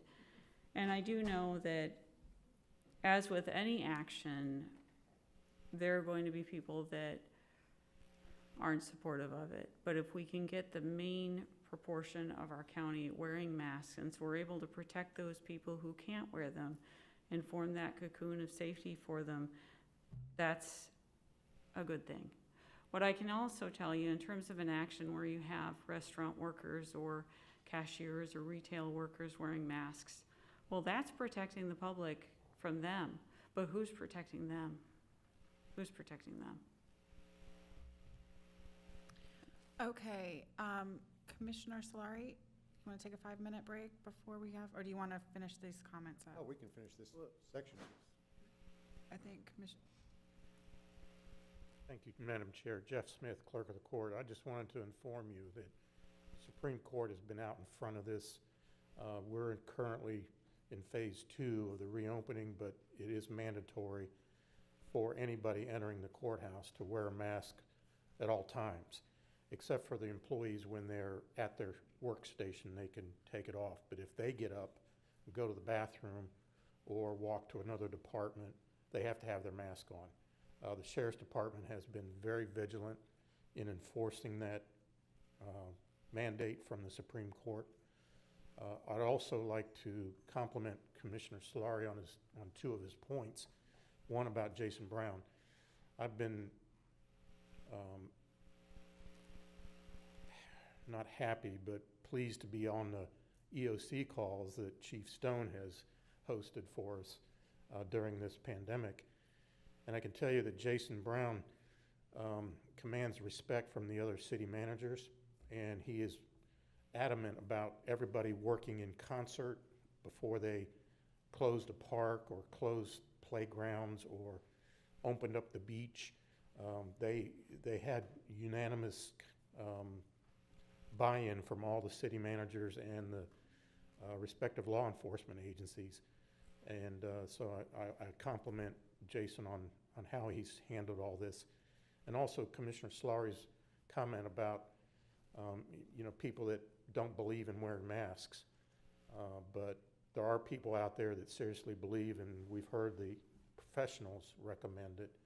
And I think it's incumbent upon all of us to take care of our brother and sister out there. So I think it's important that his comment about wearing a mask for somebody else is appropriate. So thank you. Thank you. Yes, come on up. Hi, I'm Bob Atwater, Vice Mayor of the town of Indian River Shores. I thought the most powerful part of the presentation was the video showing how the mask reduced the dispersal of particles. What I would make a suggestion is that you append the county administrator's comments about that and put that on the front of the video, because this county is a Instagram, or young people are an Instagram and YouTube oriented group. Publish that, adjust that video, and then what I would suggest you do is send it out as a link through the emergency notification system. I'm getting lightning alerts 2 or 3 times a day. Maybe send something out like that. Maybe that'll finally start to convince people that, hey, there's actually maybe a little bit of science about it. It's just not, you know, I think the sun rises in the west and you think it rises in the east. So I thought that was really good to try to convince people to wear a mask. So just a suggestion. Thank you. Welcome, Karen. Good morning, Karen Deagle, Senior Resource Association. So I just wanted to say thank you for having this conversation. Jason, this is going to be towards you, since you have the support of your commissioners. I implore you to mandate face masks in this community. We all recognize the numbers. We're all concerned about the numbers going up. It's younger people that are getting it, but it's the older people that are going to probably have more of an effect, a health concern, if this does not take place. It's a responsible step to take. I know it's a controversial decision, but sometimes we have to protect others from themselves. And we have to make that decision, and you as the commissioners and Jason as the county administrator of this community that has the authority to do this, it is the responsible thing, and you do have the ability to do it, so please do. This past Monday, I do want to let you know that I did implement going back to 10 riders on our buses. I did increase it when we did open up to phase 2. I did increase it to 20 people riding. I have pulled back to 10. If this happens, I am prepared to hand out masks. In fact, we already do hand out masks to all of our riders who do not have them, so that is something that I can manage as well. So on behalf of seniors in our community, and I'll share 2 things with you. As we were chatting here today, I received a text message from my guardian manager. As you know, we are the provider of the public guardianship program.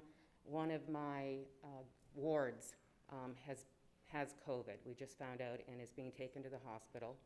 The other thing I wanted to say too is on Sunday I talked to my dad. My dad is 87 years old. He has had health issues. And he said, you know, Karen, he said, these increases, he says, you know what? If I get it, I'm dead. I don't want that happening to my dad. I don't want that happening to anyone's dad, anyone's uncle, anyone's mom, anyone's family member. So please, let's do whatever we possibly can do to manage this. Thank you. Thank you. Anybody else? Yes, Mr. Brown, welcome. Good morning. Anthony Brown, President, NAACP. I applaud Jason and what you all are doing here this morning. I've been on webinars, I've been on Zoom with the NAACP and the Florida Department of Health. I'm sitting on the front line. This thing is serious. When you go into the African American community, you have denial, you have conspiracy theorists, you have apathy, you have complacency, you have a whole bunch of negatives that enhances the possibility of this thing going ape. At the Florida Department of Health, we've been waiting patiently to see when this thing was going to make the turn. We knew it was coming. We didn't know how, where, or when. We, in the African American community, we are now having the test. In the African-American community, people are afraid of the test. There's all kind of rumors and propaganda relative to the test. That's why your numbers may be somewhat skewed. But if you do the mask thing and you let it be known that this is a protection measure for those who still are afraid, they're worried about the brain teaser. We did a testing in the Gifford community at the pool last week. Within 2 hours, we had almost 100 people being tested, but it was only because it was the new test. I had told Julianne and let Rose and Miranda know, if the first person who takes that test leaves and says it's the brain teaser, nobody's coming. They will leave and say, amen, this is the good one, so the people were able to come. But when you have that kind of stuff going on in an impoverished community, you have to think outside of the box. And what Jason is doing is thinking outside of the box. If I can't get you one way, I'll get you the other. I'll protect you from yourself. I think we need to look in that. I've been kept in the cluster through the Florida Department of Health and the NAACP. Chief Stone and I on speed dial with each other. I was applauding something that Jason had his hand in last week, was not opening up the playgrounds.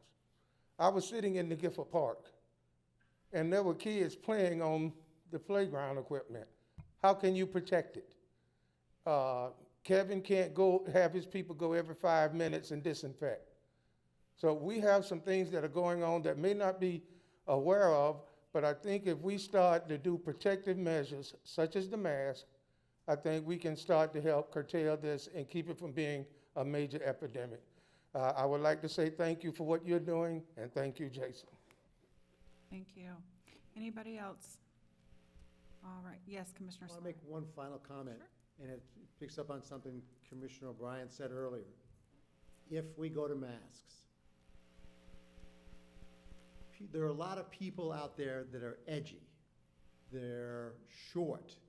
You might notice when you're driving, people seem to be less patient out there.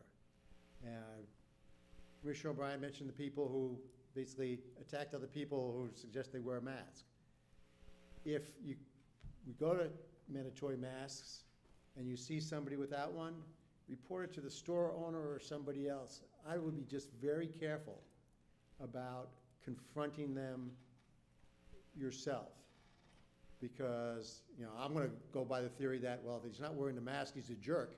And what happens when you approach a jerk? You get a bad reaction. So that's going to be my way going forward. So, but seriously, you're going to have to be very careful, because I think that a higher percent of the people out there are not going to respond well when you suggest they wear a mask. So, thank you. All right, thank you. If there's nothing else at this time, we'll go ahead and take a 5-minute break.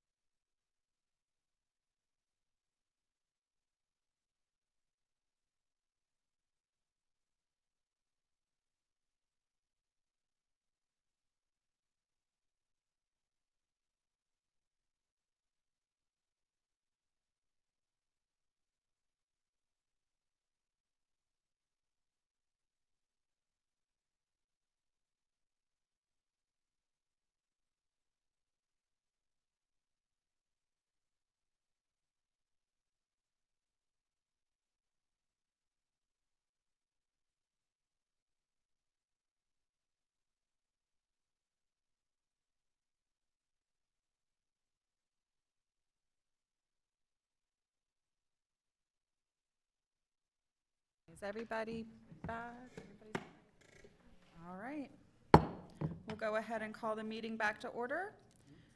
The next item is public discussion items, request to speak from Ruth Brogdon-Kuvleski regarding the emergency order extension and other issues related to COVID-19.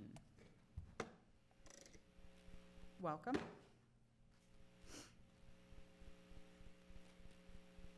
Try to sit down here, I might not be able to see it. Testing, does that work? Okay. Good morning, Chair Adams, commissioners and staff, visitors. My name is Ruth Kuvleski, and I'm here to discuss the coronavirus effects on personal and health freedoms. First, I want to let you know that I really love our county. I moved back here from Tennessee, just bought a home back here in February, right in the middle of the coronavirus, which was not a great thing. And I want to tell you that I hear what you are all saying.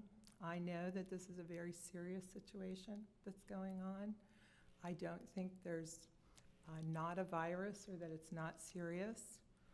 But I do want to let you know that I know many people, because I lived here before and I have a lot of friends, who are too afraid to go out anywhere or to enjoy their lives anymore because of what I just heard here. That's the sad part, because I know you guys don't mean it like that. I know a lot of you. I've worked with a lot of you. But unfortunately, the public health and the county administrator, who I know are very, very diligent and very serious and loving people, what I heard this morning here is not very loving and is not very kind to people who might have a disability and can't wear a mask. I think they were called inconsiderate, jerks, idiots. And that's painful to hear about people who care about other people. And they might have a disability where they cannot wear a mask. And they have been ridiculed out in public constantly.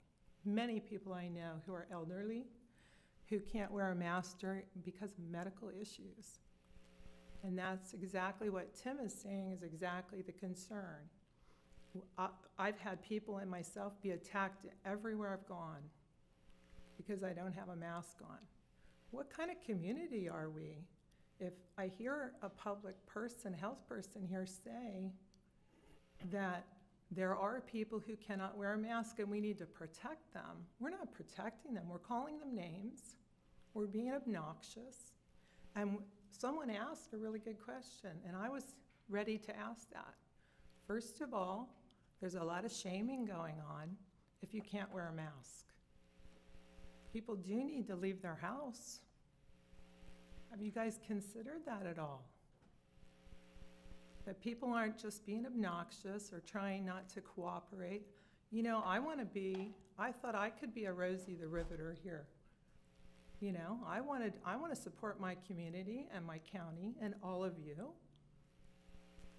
If you couldn't wear a mask, I would not shame you like that and say you can't be a part of our effort because you can't wear a mask. That's a really serious thing. Secondly, I wanted to say that what you're doing right here, I know you don't mean it, but it causes panic. Everyone, I know people who can't go out and don't want to spend their money in any stores or restaurants. Everything's done online and will continue to be. Because exactly what you're saying, restaurants aren't going to be full because people are mandated to wear a mask who can't. I've seen the other counties that have, there is absolutely exemptions for people who have medical issues or have other issues. There's many exemptions. And while I hear out of one side of your faces that, yep, there's people and we're going to protect them, what I'm hearing and seeing, the reality of it is you guys are breeding, by these comments here, the ugliness out there. You're separating your community who you want to bring together and say, we want to all do this together. Well, why would anyone want to be, let's say someone who just doesn't want to wear a mask for whatever reason, or they have some science that they believe competes with yours. There's no reasoning together. It's you're an idiot and we're right. And you have no rights and we have all of them. That's what I'm seeing. I'm not trying to be unkind. You're conditioning all of your messaging, Jason, as I know it's so well meant, and I really want you to hear that.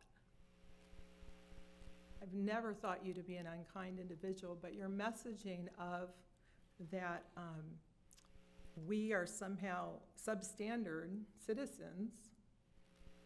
You know, the American Disabilities Act doesn't say that you're allowed to do that to people. That's the way I read it. There's OSHA issues with people wearing masks. And you know, quite frankly, I see that video last week, and that's why I wasn't even going to talk today, because I got a question answered from Dylan before. But when I found out Friday, I did talk because I watched that meeting that you guys had and the presentation, and it really offended me. Number one, give people science. That video is not science, in my opinion. I could have made that video. There's no science behind it. There isn't any, we don't have any kind of published, what are medical data, published data, that shows that that's a true video. There's not even, I mean, I could have just filmed it in my backyard. You know, I filmed yesterday putting a mask on and taking my finger pressures and oxygen level, and I could have brought that into you. But you know, that's just me. My body's different than yours and yours and yours. We have different medical needs. We have disabled people, you know, that really struggle, that can't read lips, people that can't hear. They lean in closer. They don't mean to be rude and not social distant. They can't hear a person in a store. These are real things that we should be looking at, rather than calling people names. And really, you're inciting the ugliness that's out there. That's the sad part. Our leaders, by just being unreasonably mean, are inciting that. So that's one thing. The second is, I would like to go into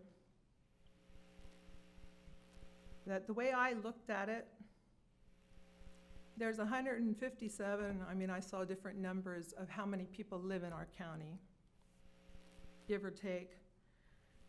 And I see 400, you guys have like another couple today, but this was yesterday's, 429 cases. And when we say cases, that's another thing that's frightened people to death. You know, people think they're all seriously ill. A lot of them think they're in the hospital when they talk to me. But as you're talking about asymptomatic, that's another science question. I have still yet to see scientific or medical data that is published, and we're talking peer-reviewed, published medical information that proves any of what you all are saying. I know it's theory, but if I cough in my arm, as we've been taught for how many years with all these other viruses, with SARS, with H1N1, with AIDS, everything else before we knew everything about them, and every other virus and every influenza. Where's the video on that shows that maybe that does the same thing as a mask that I watch all of you guys pull up and down and contaminate? I watch people in stores, they can't breathe. It's so hard to breathe. They just pull them down or pull them up, walk around, might pull them back down when someone's looking or something. But people are really having trouble breathing. And I want to read to you, of 157,000, we have 429 cases, give or take. We don't even know, as we said, 35% or so are not ill, at least symptomatically. We're retesting and testing, and they're negative, they're positive. We don't really know how many cases we have. And on top of it, the percentages, if you take 157,000 and 429, we are looking at 0.00272, the way I see it. And I'm not a great mathematician. That's 0.002. That is 2/100ths of 1%. That's how many people, we don't even know if they're sick because there's not any science on it. I mean, we could have said our whole lives that every virus and cold, we were symptomatic before we knew we had it for a few days, and that's always been the case. But somehow we lived through all these viruses that were much more deadly. And now, sadly, 15 people died. You guys have 16 today, but this was yesterday's numbers. They were in high risk, almost all of them high risk, with underlying health conditions. And I'm looking at the 2017 Florida Department of Health list that says our county had 29 deaths from influenza. Yes, that's nearly twice what we have been locked down for at 15 from coronavirus. People are looking at this and just scratching our heads. The percentage is even more minuscule. It's 0.0000938. That's 4 zeros, folks, to the right of the decimal. And then we all want to ask, which we hear constantly, if any of those 15 were even labeled COVID-19 deaths for funding reasons, which we hear constantly. And we've got doctors and nurses that have told us and have gone on video saying, absolutely, they weren't corona. I know a guy bored with a bull, and he's a corona death, okay? 51 people were hospitalized over this whole period. Not at the same time like people think. And you said 11 right now. What is that? He said 11 in his hospital, but that's in the whole county. So I look at that and I say, why wouldn't you just show us the whole number, your number of people in the county and how many people are ill, not asymptomatic, how many people are sick, how many people have all those symptoms that you guys are talking about? That would be a really great number to know. Governor DeSantis stated that we started at 12.5 to 20% hospital bed availability at the beginning of this COVID, last week in his press conference, at the beginning of this, before everything shut down and happened. Now he said we're at 25 to 35% availability of hospital beds. We do not have a problem in our hospital.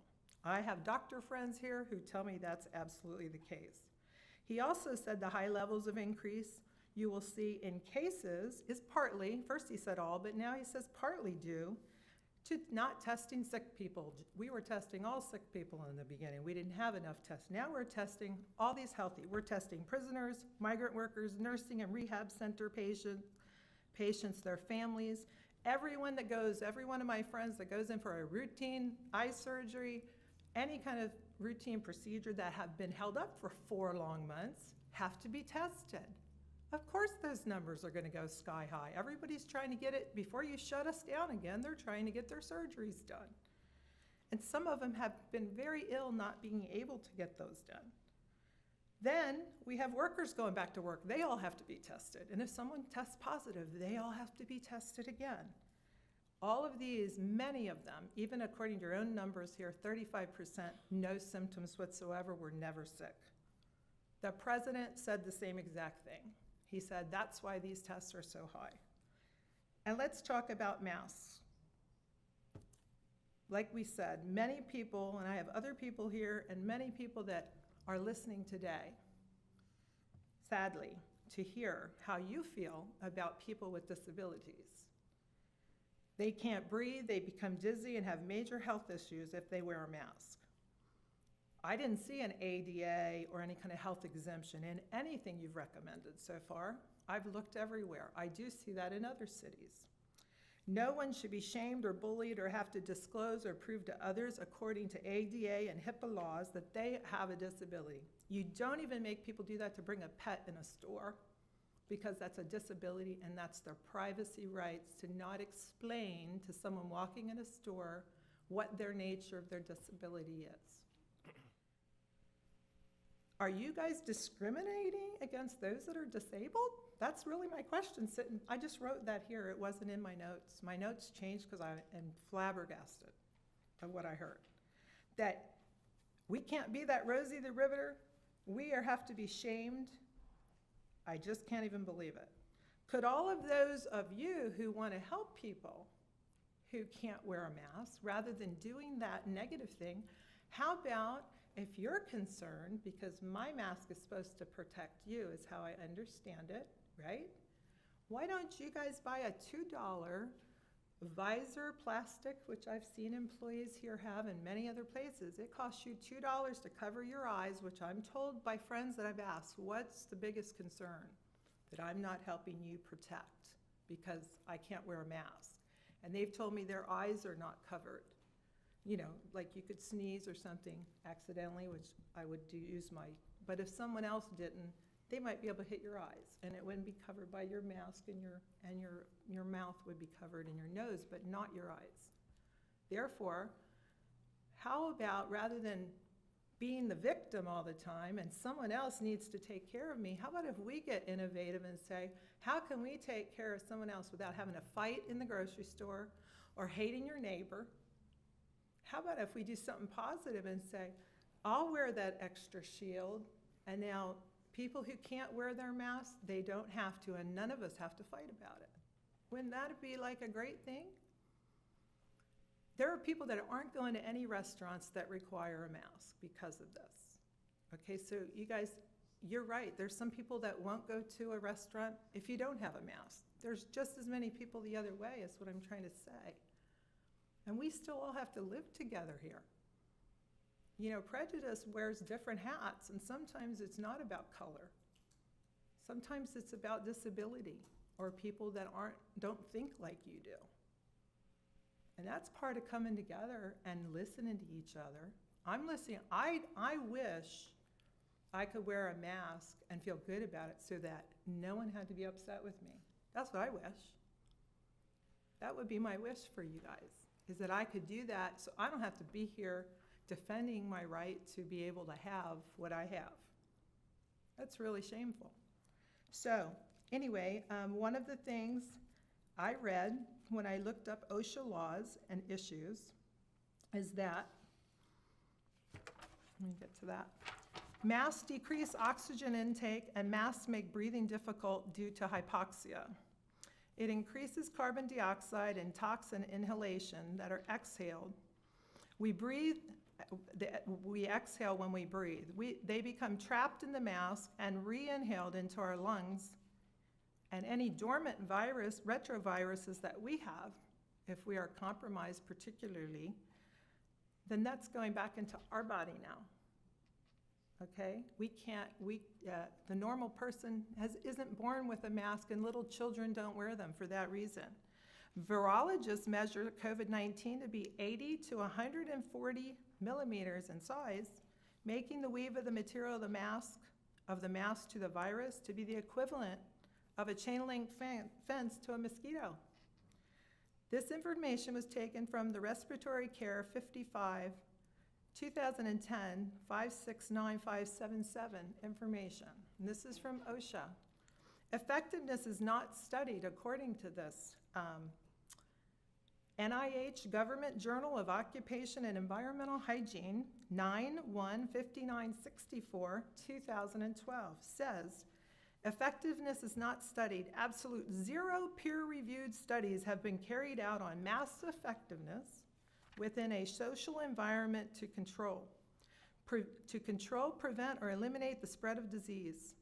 Sight discomfort and exertion associated with prolonged wear of respiratory protection, according to this journal, is at risk for those people, many people. Think about how we're living in a fearful, hateful world suddenly. The stress, you guys, I see it everywhere. Mask wearers, not mask wearers. People are on edge, and it's because we're all fighting each other. It says here that one of the things is, we're looking at these other countries, and I keep having that pointed out to me. All these other countries, China, they're wearing these masks. Well, they're having a curve go up too, and they've been mandated with masks long before this virus. They have pollution issues, and they wear masks because it's so bad over there.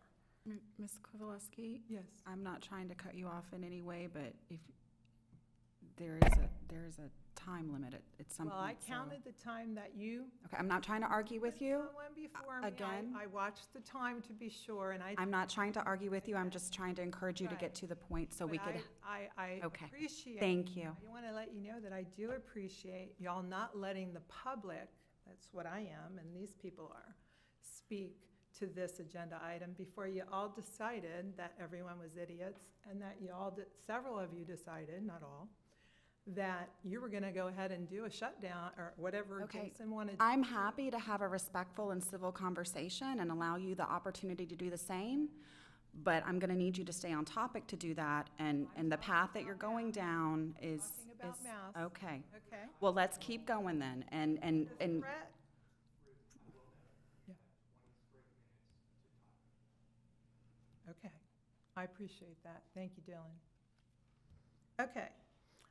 And I have people here, by the way, that would give their time, yield their time that are already on the agenda, if that would help you all. You're the only one on the agenda. You're the only one on the agenda. I mean, And it's typically, it's typically a 3 to 5 minute comment period. So again, if we could get to what, I know you have a lot you want to go over, but No, you I'm need to almost stay on topic. Okay, thank you so much. Need something, Joe? All right. If you could address everybody and. Well, no, okay. he was addressing Okay. me, so I can't listen to Okay. both of you at once. Let's Sorry. move along. Thank you. You're welcome. Anyway, science is not clear. I'd like, and I've asked for this in writing, someone to show us one asymptomatic positive tested person that released infectious particles while speaking, as you said in this video, and where this infected someone is documented. Show us any peer-related article published. DeSantis and Trump won't mandate masks, they recommend them. The Surgeon General, Scott Rivkes, did the same, with allowances for exemptions for medical and other issues for ADA and OSHA purposes. We are concerned, this is the concern of the public, we are concerned that we will never get out of a mask, and if we do, the next mandate will be mandatory vaccinations. That is the concern. Last week, I just heard your public health person say here that if you don't wear a mask, and there's people who can't, then we will be shutting down again. We don't want to do that, but we will. Now, today I heard a little different flavor that, hey, we're probably not going to be doing that. So I was at least happy to hear that. But the concern is that our rights, I read from Governor DeSantis 3 days ago that this has to be voluntary, I'm quoting, because the Constitution is not suspended just because there is a virus. He said, you do have a right to protest, you have a right to go to a religious service, and all these other things. Do we really want to live in a society where our children can't be near others, share anything, hug each other, see a smile? Fear everyone else because they might give you a virus? No, we're Indian River County. We're not socialist or communist county. Doesn't our Constitution, our Second Amendment, and our ordinances trump the state of emergency? We just said there is nothing to base a state of emergency on. We don't have any crisis, but you're looking that one is coming. Please don't vote for any forced or mandated masks, testing, contract tracing, or vaccinations. Please reopen Indian River County.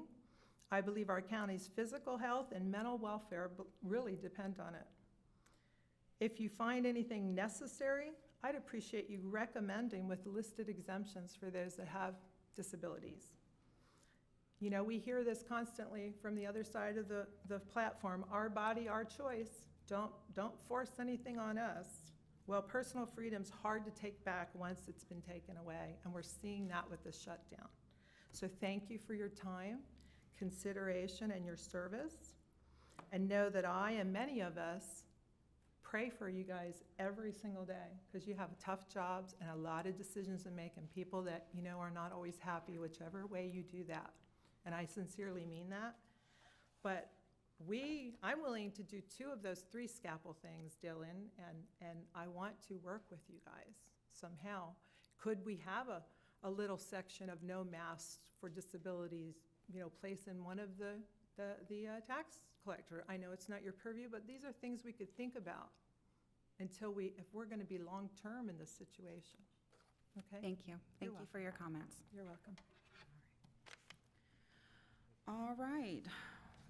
Next item on our agenda is Public Works, Sector 3 and Sector 7, Beach and Dune Restoration Project Easement Status Update. Welcome, Mr. Spierka. Commissioners, Rich Spierka, Public Works Director. All right, so we're going to talk about Sector 3 and 7 easements, a little bit different topic for right now. So we've got Sector 3 and 7 that are up for restoration, for dune restoration, sand project coming up. And we need to talk about the status of our easements for this project. So, as we know, we've got the sand will be added along the dunes and the berms to just replace what we've lost during the last 3 hurricanes and over the years. So, in order to replace the sand, we're going to, along the mean high water line and seaward of the dune line, the county needs to get easements from the individual property owners or condos to go onto their parcels and put some sand. So why do we need these easements? Well, we need it to allow the county to match the property's topographical situation for each individual property. This also allows us to construct the berm contiguously along the beach so that we don't have openings or areas where we could start losing sand because of a lack of sand in those areas. It maximizes our storm protection for hurricanes. As we know, if we got an opening in a berm or a dune or something, you're going to have more erosion towards the landward side. And then it creates additional habitat for the sea turtles.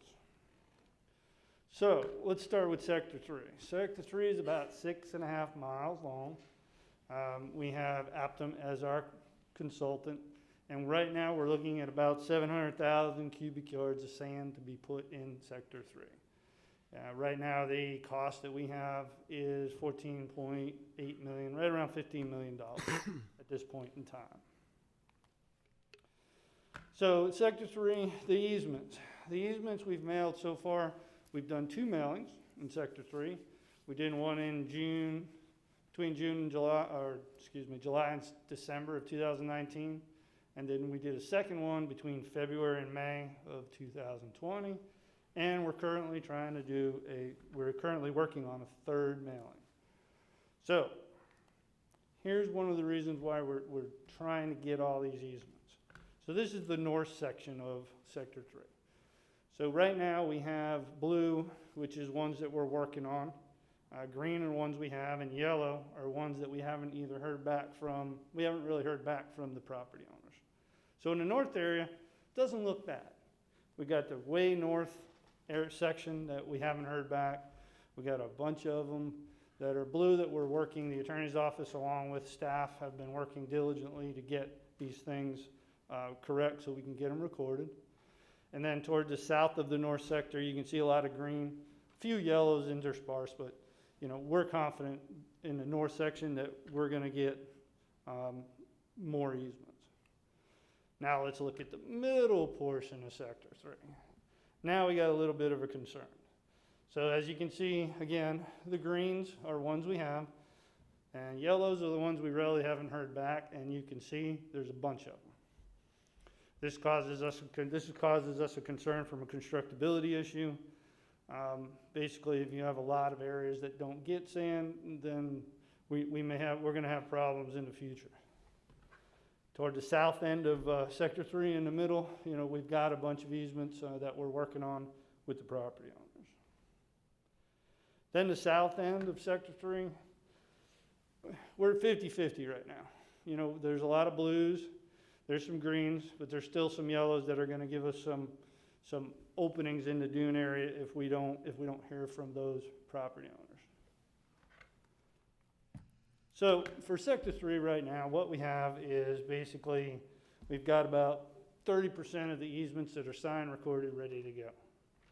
We're working on another 25% with the property owners, so we're getting up around 56%. But we've got 43% that we haven't heard from, or they just haven't responded to us with our first 2 mailings. And then we have a couple of 3 that were denied. It's just, that's part of the game. So, moving down to Sector 7. Sector 7 is about 2 miles long. Coastal Tech is our consultant, and right now we estimate about 260,000 cubic yards of sand, and we estimate about a $10 million price tag at this point in time. So, as is in Sector 3, Sector 7, the first mailings occurred back in May 2019. We actually did a partial second mailing in 2019, and we completed it in February, May, and the reason for this was we were having easement problems the way they were put together by the surveyor that we had under contract. So we had to get those sketch and descriptions completed and correct. And we've completed that, and now our third mailing is currently underway for Sector 7 as well. So Sector 7, right now you can see this is the north section, and we've broken this one up into 2 segments. The north section, a lot of yellows. And these are ones that we haven't heard from the property owners, to my knowledge. We have some greens, and we got some blues, but the yellows concern me. You know, going in and out to construct berms isn't the best efficient way to be doing construction for sand on beaches. Sector 7, the south end. See a lot of yellows. There's some greens, and a few blues, but a lot of yellows that we've seen. So we're concerned about this sector not getting enough easements to make it efficient and effective way to spend millions of dollars for sand replacement. So, as in like Sector 3, we've got 31% of the easements are recorded, ready to go in Sector 7. We've got 8-9% of easements that we're working with the property owners to get them done. And then we got 60% where we're just waiting on the property owners to get back with us. So just for informational purposes, in Sector 5, we got 88% of the easements completed. The 12% or the 11 easements were denials. Some of them we hadn't heard back, but when we started the project, basically we hadn't heard back from them. They just, basically we didn't get an easement, so we bypassed them. So, recapping all 3 sectors when we're looking at them, you can see that basically Sector 3, we're getting there, but we still got a bunch of easements that we still got 43% that we haven't heard back from the property owners. Sector 7, we're at 49. So we're trying to enhance, we're getting the third mailing out. We're going to try to do our best to get easements, but you know, in order to make this efficient way to spend money on the beaches. So just real quick, I want to share with you. So this is a couple of spots where we skipped the beach nourishment. So you can see how the dunes come up to the one side and then go down. That's where we went to the mean high water line, and then it goes back up. Now this one, the next slide, was shared with us by somebody. They emailed it to us. They had a drone they wanted us to see. So this one, you can see what happens if we don't put the sand back up. So the catamaran's in the middle. We brought sand to both sides. Now, this is one of those situations where it's really obvious of what's going on. Okay, I just need to bring, this was one. This is probably the worst one I've ever seen in my years of doing beaches, but this is the way we have to do construction because we can't get onto private property. And it was basically, this was actually in Sector 4, just north of the Sector 5 line. But the reason that was is the permit, we went to the permit was to an R monument, which is north of the Sector 5 line. So we went ahead and we did our beach obligations for that. So, if you have any questions, one of the things we're looking for board direction. Is there a easement percentage the board is looking for? Public Works, we looked at it and we went with 90% is our recommendation. 88% was in Sector 5, but that's our recommendation to make this a viable and efficient project. But as always, we're open to whatever the board thinks is the best way to go. All right. Comments, questions for Rich? Chair? Yes, Commissioner Fleischer. This way it can be heard. All right. During the discussion, this project has been brought back to the Beach and Shores Preservation Committee many times, and there has been some discussion. But the last part of it was not, and there's been some great discussion, angst, the fact that was not allowed, afforded to them. Again, this is a volunteer committee that many of us have served on. I currently serve on with them. And we asked them to give us strong recommendations, and I believe there was some acrimony about the proposal. We can play the blame game and say it was about COVID, and we really couldn't meet, and this project has to be done, and there's a timeline, and I can greatly appreciate that. I just, again, I know Rich is working very hard on this. The entire team is working very hard. But we've also asked the Beach and Shores Preservation Committee individuals to remove some of those yellow areas, and they've done so. And they've called, and they've knocked on doors, and there's been a lot of outreach.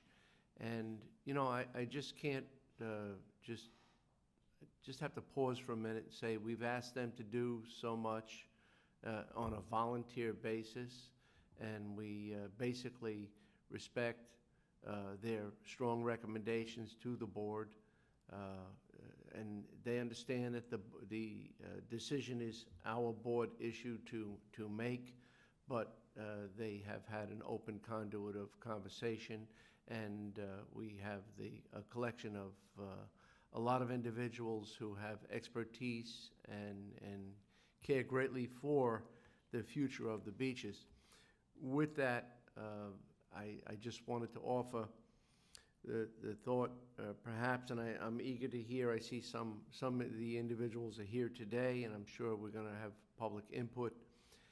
But by this same spirit, if there's not that timeline rush, and I realize we'll have some limited meetings, but we do have a meeting on the 7th and a meeting on the 14th of July, which would also afford the same opportunity for vetting this out and making a decision, but it would also give the Beach and Shore Preservation Committee the opportunity to have an emergency meeting and have Rich do further presentation, and they can have fervent discussion, because after all, we've called them to be in the game, and then I believe that there was a feeling that they were not in the game. And I believe that that's a good solution to all of the concerns that we've heard probably recently in the past couple of days. Thank you. Thank you. Did anybody have it? Yes, Commissioner Solari. Thank you, Madam Chair. Two things. One is I think it'd be difficult for me to go ahead with the projects if the number was significantly less than what the Public Works Director says is necessary for a successful project. It's not something I'd be willing to second guess. The second thing is you mentioned that you were going to send out probably another mailing request, and I was wondering if it would help to include that picture that you showed of what might happen or what did happen. Just if you were talking about Sector 5. It wasn't 4 was the picture, but the 5 is below it. In Sector 4, a half a mile from your home or half a mile from your sector, that might bring the message home more strongly. Sorry, I mean, just a suggestion. Thank you, Madam Chair. Thank you. I have a couple comments. We had the same issue with Sector 5 with getting some of these things signed, correct? It seems like these issues have cropped up and kind of coincide with the loss of our coastal engineer. I know that that has been a difficult position to fill, understandably, but the result seems to be that we are relying more heavily on our consultants, and the consultants don't tend to have as much of a relationship with the public that this dedicated staff person does. So I do think that utilizing our advisory committees to help reach out would be very helpful. I'm not seeing lots of orange on the list, which seems to me what we're seeing is a lot of yellow, which is just people not responding versus saying no to the project, which makes me tend to believe that the mailing part of it is not as effective. People just, you get a letter from Indian River County and you might peruse it, don't really understand what it's saying, and obviously doesn't have any kind of fine or fee in it. You're just gonna put it in your important file, or non-important file as the case may be. So I think if we wanna make the project happen, which I think I'm hearing everybody does, we just kind of figure out what the threshold is, then we do need to utilize our personal resources, whether it's our advisory committees or I know there's several beach association, property owners associations that would probably be happy to reach out and work with those people that do have those relationships until we can get a staff person that kind of has those relationships with those property owners. Because I just don't think that the mailings are effective. But that's the only comments I have. Commissioner Zork. Couple things, Rich, and I think what Commissioner Solari said, if there was a picture of that and said, you don't want to end up like this, missed out. In the past letters, since some of them were done last year, did they have a response deadline? We need to hear from you by this date, and as we're kind of approaching some critical calendar dates, and I'd send it three ways. I'd do a postcard that's a heads up, you're going to be receiving a mailer about a beach renourishment project, then a regular mail and a certified mail, and just kind of, and then utilize the associations that have listing information but there's got to be a deadline. If you get something that doesn't have a response deadline, well, I'll deal with that when it has a deadline for some folks. But that picture is, to me, if I was a property owner on the fence and I saw that picture, I think I would get off the fence pretty quick to not have that additional protection behind your property. And also their insurance company would probably really want to encourage them to participate because that extra area of berm gives them protection to protect the investments that are there.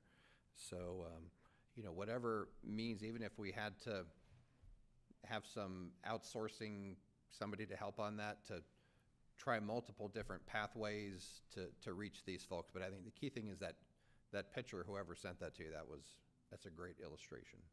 Thank you, Madam Chair. All right, Jason, yes, please. Yeah, and Madam Chair, I'd be happy, if the board wants to send this back to Beach and Shores, maybe a special call meeting for them. I think their next meeting's not till July 20th, and like to ideally get something back to the board by the 14th. And I'll take responsibility for that. I think we've been trying to cancel a lot of the advisory committee meetings when we could during coronavirus, but that Beach and Shores Committee, in addition to weighing in on some of these issues, I think can be a great resource to help us get the word out. So I'm good with that. If you want to do that, I think the picture is a nice visual that illustrates that, as Commissioner Zork and Solari mentioned. And one thing I do want to mention, we've never done 2 beach renourishment projects in one season here at Indian River County ever, and I would say both of these are very large. Sector 3 is our largest area that we do, I believe, which is about 6.5 miles long, significantly larger than Sector 5 was that we did last year. And Sector 7 is smaller, but there's some challenging access issues. So they're both challenging projects in and of themselves. So, we could have a friendly little competition, the first one to 90% or 85% or whatever we finally land on. We definitely get to that project this year, and then we'll do our best to get to the other project. But just to create some sense of friendly competition and urgency there, because we do need to put this out to bid, I think, at sometime in July, and we'll need to know in time to award a bid whether we've got a viable project or not. So just offer those words. Thank you. Thank you. Commissioners, any other questions? Just not a question, but I'm fine with going to the advisory committee, but I would want to see something like 90%, a pretty high percentage. I think the picture would be good to include with that. And then I think we do need a drop dead date that you can maybe put the bid out, but before you award it, there has to be a drop dead date. And if we don't get either sector, then we don't do either. I mean, we'd have to draw the line there. But certainly, we can wait and get the feedback from the Beach and Shore Preservation. Okay. I believe there's several people from the public that would like to provide input on this. So at this time, I'll ask if anybody from the public has anything to say. Please come to the podium and state your name and address for the record. Thank you. Okay, my name is Chris Hendricks. I'm the chairman of the Beach, Shore, and Preservation Committee, which our mission is to help preserve and protect the beach, which we do because that's your mission. We assist you in that responsibility. The committee has not gotten together because of the virus situation. We've been getting formal status reports. That's basically what we've been getting the last 2 or 3 months. We've asked to see if we could do a Zoom meeting if possible, and all the members were polled to see if they would accept a Zoom meeting. But a formal meeting in July would be very appropriate for this specific issue, because the recommendation made by the Public Works Director was not staffed through the committee. The committees definitely would like to help, and we've tried to help get easements signed. But, we need more than just mailings. Maybe we need a registered mailing. I mean, this time of year, probably a lot of the homeowners that live on the beach are probably not here right now. They're probably back home. The second thing is we probably need a carrot and stick approach. What's the incentive to do it? What's the disincentive not to do it? Maybe if legal could advise us on what we could say in those regards, which would be appropriate and not disgraceful in any way or disparaging in any way. But we also, in the past, when we needed easements, we got the construction easements, the staff knocked on doors. We may need to do that. As much as we have various groups that are willing to assist, maybe knocking on doors, but we probably need someone to take charge of that duty, and that probably should come from Public Works section. And we'll gladly work with them. But not to put the sand on the beach is not the answer. It protects us all, and I think it's our primary responsibility. That's why we're called Vero Beach. And without the sand on that dune, it won't be beach for much longer. That's the only proven way to protect it. So yes, in summary, we in the committee will work with Public Works. We will work with the various associations to get easements. We do need some help with a carrot and stick approach, if legal could help us with that. And we probably need the resources to knock on doors and registered mail. We're just going to have to pursue this a little bit harder. Remember, the type of easement we're going for is once we get it, I think it goes in perpetuity. So maybe if we just do this once, we don't have to do it from now on. It's not a one-time easement, I believe. So a little bit of work on this can save a lot of work in the future. Thank you. Thank you.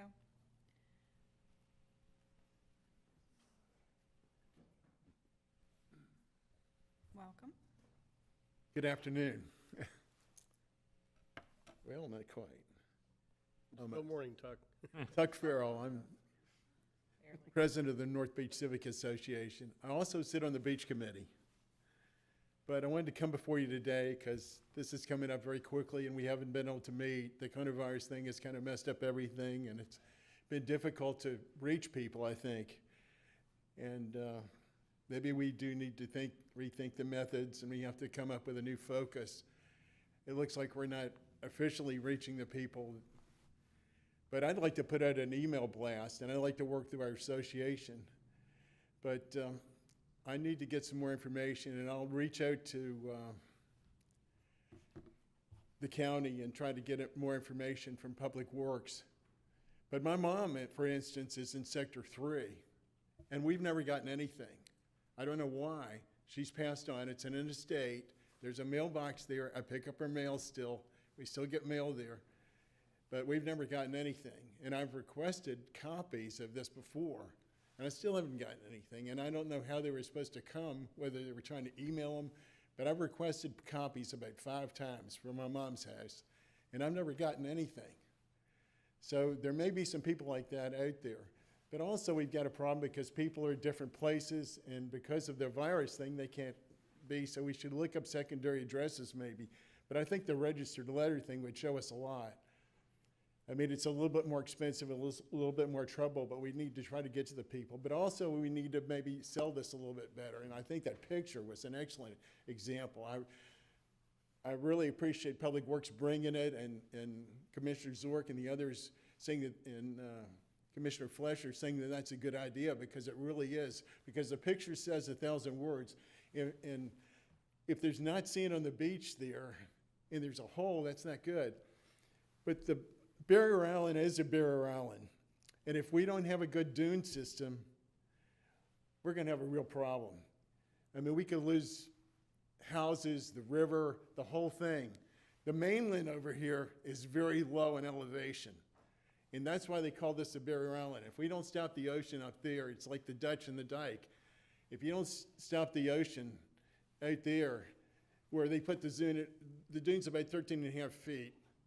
In most places. There's some low places too, especially up near Ambersand. There's some lower places, but mainly where there are houses, it's a fairly high dune. We try to build it up, but you have this erosion and undercuts. And if you don't fix that, it just will undercut more. And the turtles can't nest. Environmentally, it's a disaster, and I'm sure we're going to hear about that. But if you don't have a good slope of the dune, and the other problem I've seen lately is people on the beach, and I appreciate all that, but they sometimes jump up and down on the dune, and I go tell people, we've had to call the sheriff's department, because people sometimes are just tearing down the dune, especially when it's like in this condition, because the kids will get up there and jump on it. It's fun to watch it cave in, but that's our protection. That's our protection for the homes. And some of these homes, if you look near Turtle Trail, they're about to lose these houses. I mean, it's about 30 feet. It's about 30 feet, and the tax base is going to go if we don't fix some of this stuff. So it's a protection, it's a tax base, there's a lot to look at. But we need to educate the people that are not responding, and we need to try to get to them. And I'll help, and we'll put out a big blast through our association. We've got 1,500 email addresses, and we'll just have to push on this thing. But I would ask any River Shores, maybe we can work with all the towns and try to get this out. I think we maybe need a better communication system and a better plan to really push this, because I think it's such a benefit to this community that we really need it. Thank you very much. Thank you. Anybody else? Welcome. Hello, Kendra Cope, 130 10th Court, Vero Beach, and the former county or natural resources manager for Indian River County. As many of you in this room can imagine, this item is very near and dear to me.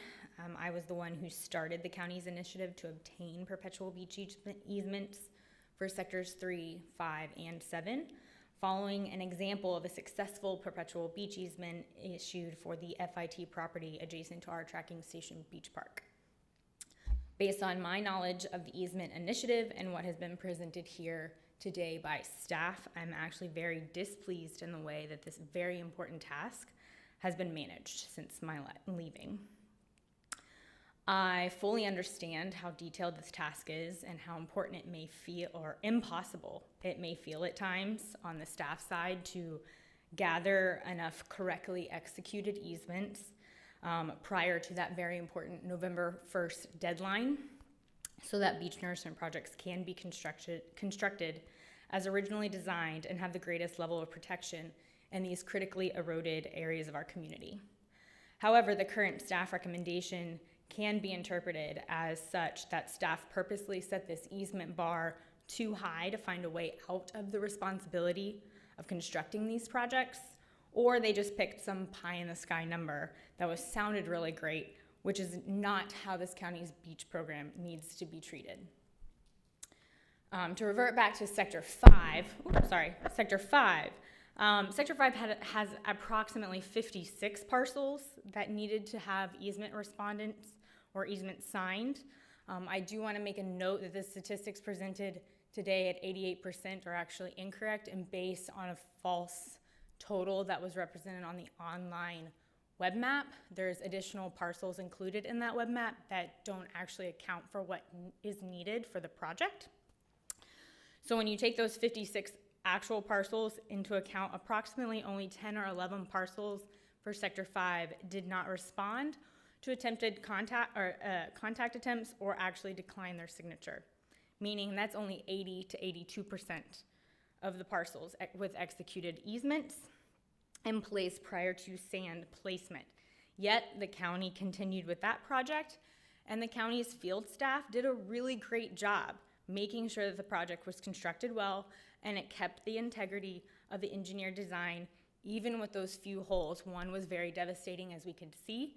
These were brought to people at the beginning when we were trying to get easements at the time, and we knew the consequence when people didn't sign them.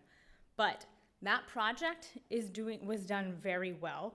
That project is currently protecting upland structures from storm activity. It has increased recreational space on our beaches and increased sea turtle nesting habitat within that project area. Yet staff is still recommending that for Sector 3 and Sector 7, which have been nourished before, so most of those residents are generally aware of the needs for construction, the county should go and obtain 90% of a response rate. And that's why I feel that it was staff's intention, by providing this recommendation, that they are purposely setting that bar too high, even though they have a great example of a project that has been successful with a lower easement rate. I also want to bring to the attention that the project contracts that were executed with APTIM for Sector 3 and Coastal Tech for Sector 7 had work orders issued under those contracts that included door-to-door assistance by project consultants if staff needed more on-the-ground resources to execute these easements. This door-to-door assistance was to supplement door-to-door efforts staff was meant to do in order to answer face-to-face questions that property owners might have or concerns of homeowners and associations that are generally rise prior to the execution of those easements. Staff also, as we've heard today, have many other free resources at their fingertips, including the North Beach Civic Association, South Beach Homeowners Association, Save Our Shores. All of these are local groups that support the county's beach program and have assisted in the past with phone calls, door-to-door, and email blasts. Save Our Shores was actually very helpful in obtaining Sector 5 easements last year in 2019.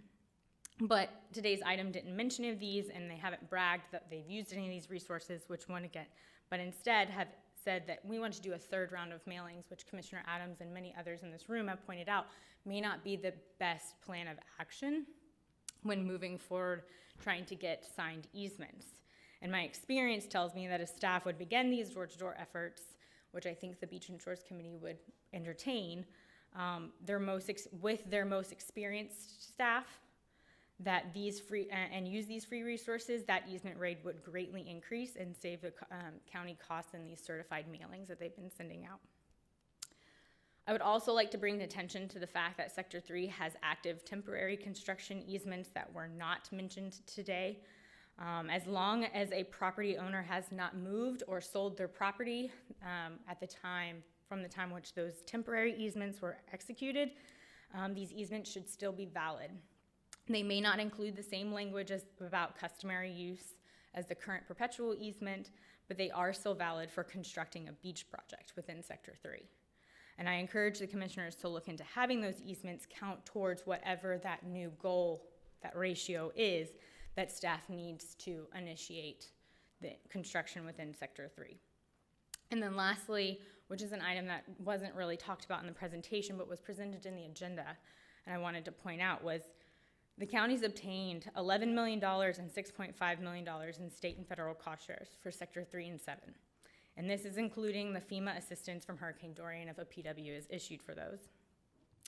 The county has already lost some funding in Sector 3 that was allocated from Grant 17 IR1 earlier this year. And if staff was not to construct these projects, as stated in the agenda, the county would be in danger of losing $17.5 million or 70% cost share for these projects. That is a lot of money that previous staff, elected officials, Florida beaches groups, and many important members of this community have worked very hard to secure. And the decision, that decision to not move forward with any project, which as of now doesn't seem like that's the advice, but if we were to not move forward with any project, could build a poor reputation with regulatory agencies and could potentially make it harder to get funding in the future. So with that, I just want to make a statement that the county does have an obligation to their beach management program, which is outlined in the county's beach management plan, and to all of its constituents. And people do not move here to have seawalls all up and down their beaches 15 feet high. People do not travel to visit here to stay in hotels and have no place to sit on the beach because the water goes all the way up to the dune. And people do not buy houses here because they want their property to fall in the ocean in 5 years. And so with that, and I think it's kind of been stated already, which is wonderful, that the commissioners please reevaluate staff's recommendation at that 90% easement rate unless they have an alternative or provide an alternative for how staff can achieve that 90% rate, because even Sector 5 didn't even have that rate. So with that, I just want to say thank you. Thank you. Anybody else from the public? All right, seeing none, commissioners, further questions, comments, motions, questions of I think staff? just table this until the July 14th meeting and ask that Jason helps get a meeting scheduled for the Beach and Shore Advisory Committee. And to add on to that, if a lot of things have been said which would perhaps put us on the path to get closer to 90%, so if the staff could work on the sort of best of these ideas to drive the numbers up in the meantime and present it at that same date. So added to the motion. Okay. Yes, Second. and a second. So I have a motion by Commissioner O'Brien with a second by Commissioner Flesch. Any further discussion? Yes, Jason. I just want to clarify, there've been a couple people speakers on a couple topics today that seem to be inferring ulterior motives behind staff's actions. I want to make it clear that I'm fully supportive of doing the beach renourishment projects. We've allocated millions of dollars to do so, of county dollars, in addition to the various grants that were mentioned right there on the agenda item. So I don't know what the implication is there. And part of the reason for this agenda item was to raise awareness. We weren't throwing our hands up. We wanted to get something before the board as part of the effort to increase our response. So I just want to make everyone aware that we weren't saying, hey, we're done here. This was part of that next step to gain some publicity beyond the letter writing campaign. Certainly welcome the help of folks like Tuck Farrell and Chris Hendricks and all of the folks in the Civic Association and on the Beach and Shores. But I just want to make it clear that there's no grand plan from staff to not do beach projects. That's an untrue assertion. I would agree with that. All right, we do have a motion and a second. Anything else?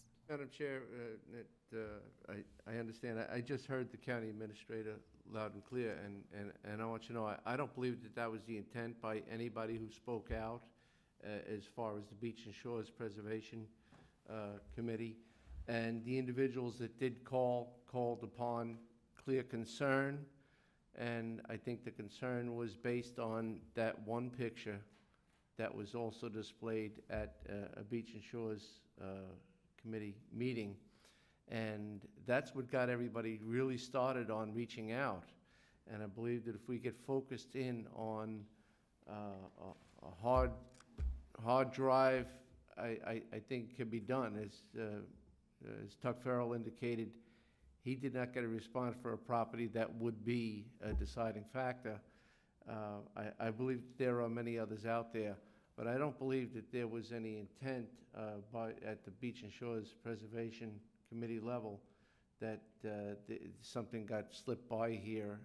I just believe that opportunity missed, and I believe that, again, I prefaced it with, if we want to play the blame game, we can blame COVID. It was just very difficult. We've all had to share times with Zoom meetings and the lack of audio or video and timing, so I believe there was a lot more to the picture than just, well, staff did something that we didn't know about, and I just wanted to make that known, that the intentions of the Beach and Shores Preservation Committee was all about making it right, because they don't want to see much of that we displayed today.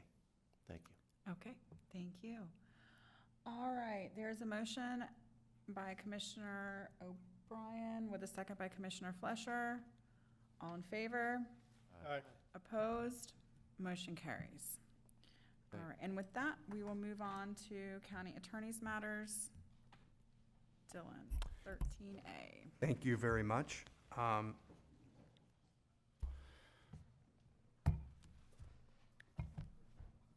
On March 14th, 2017, the Board of County Commissioners agreed to sell the 16th Street ball fields to the Jimmy Graves Foundation for $250,000. The parties had agreed that there would be a deed restriction to limit the use of the property for recreational activities, youth-related activities, or other charitable purposes. Joe Graves' attorney had served as the escrow agent and prepared the documents for the closing.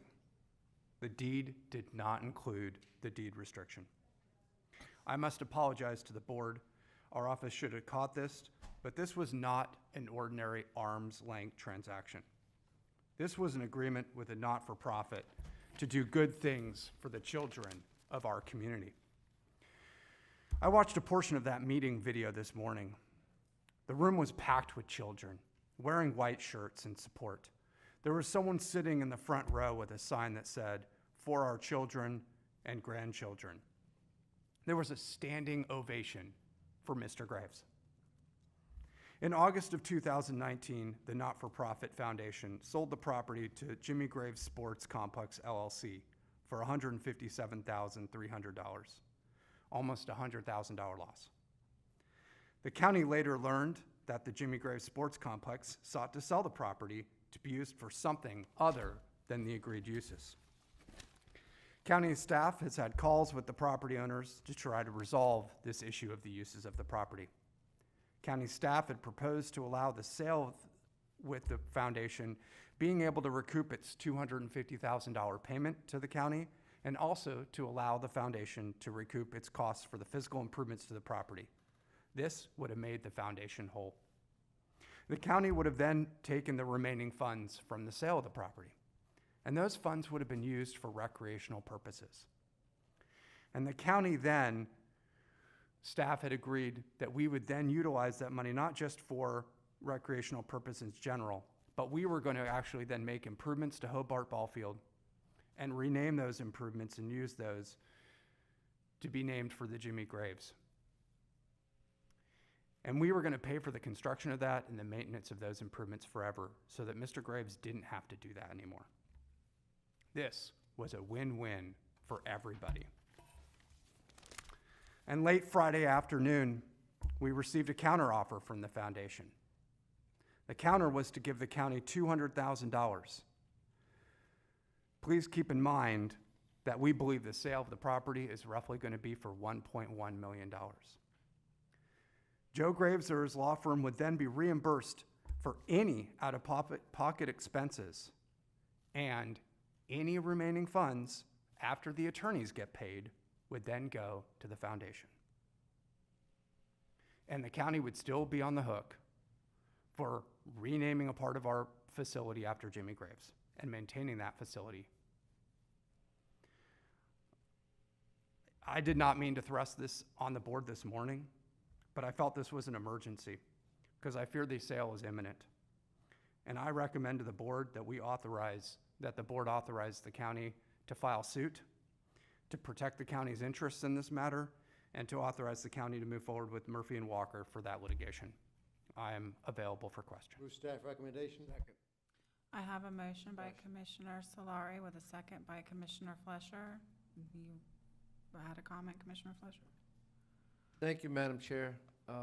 Counselor stated the case well, a series of events, but I just want to say that, because I made the motion on that day, it was an emotional day, and you could feel the excitement about the intention for the Jimmy Graves Foundation. And yes, we had discussed it prior, and yes, we did forego the opportunity in the taxpayers' interest to work other scenarios to sell the property at a different rate. We were concerned, and the concern was about keeping it in recreation or for the greater good for the children of the community. And it most certainly appears that all that has gone away. And I was, 14 years doing this, it's the first time I really got upset that I couldn't even believe what I believed in. And it was very hard not to call. I did reach out, and not that we've gotten any response other than what council has said, but I just want to remind everybody what we were told and what was happening.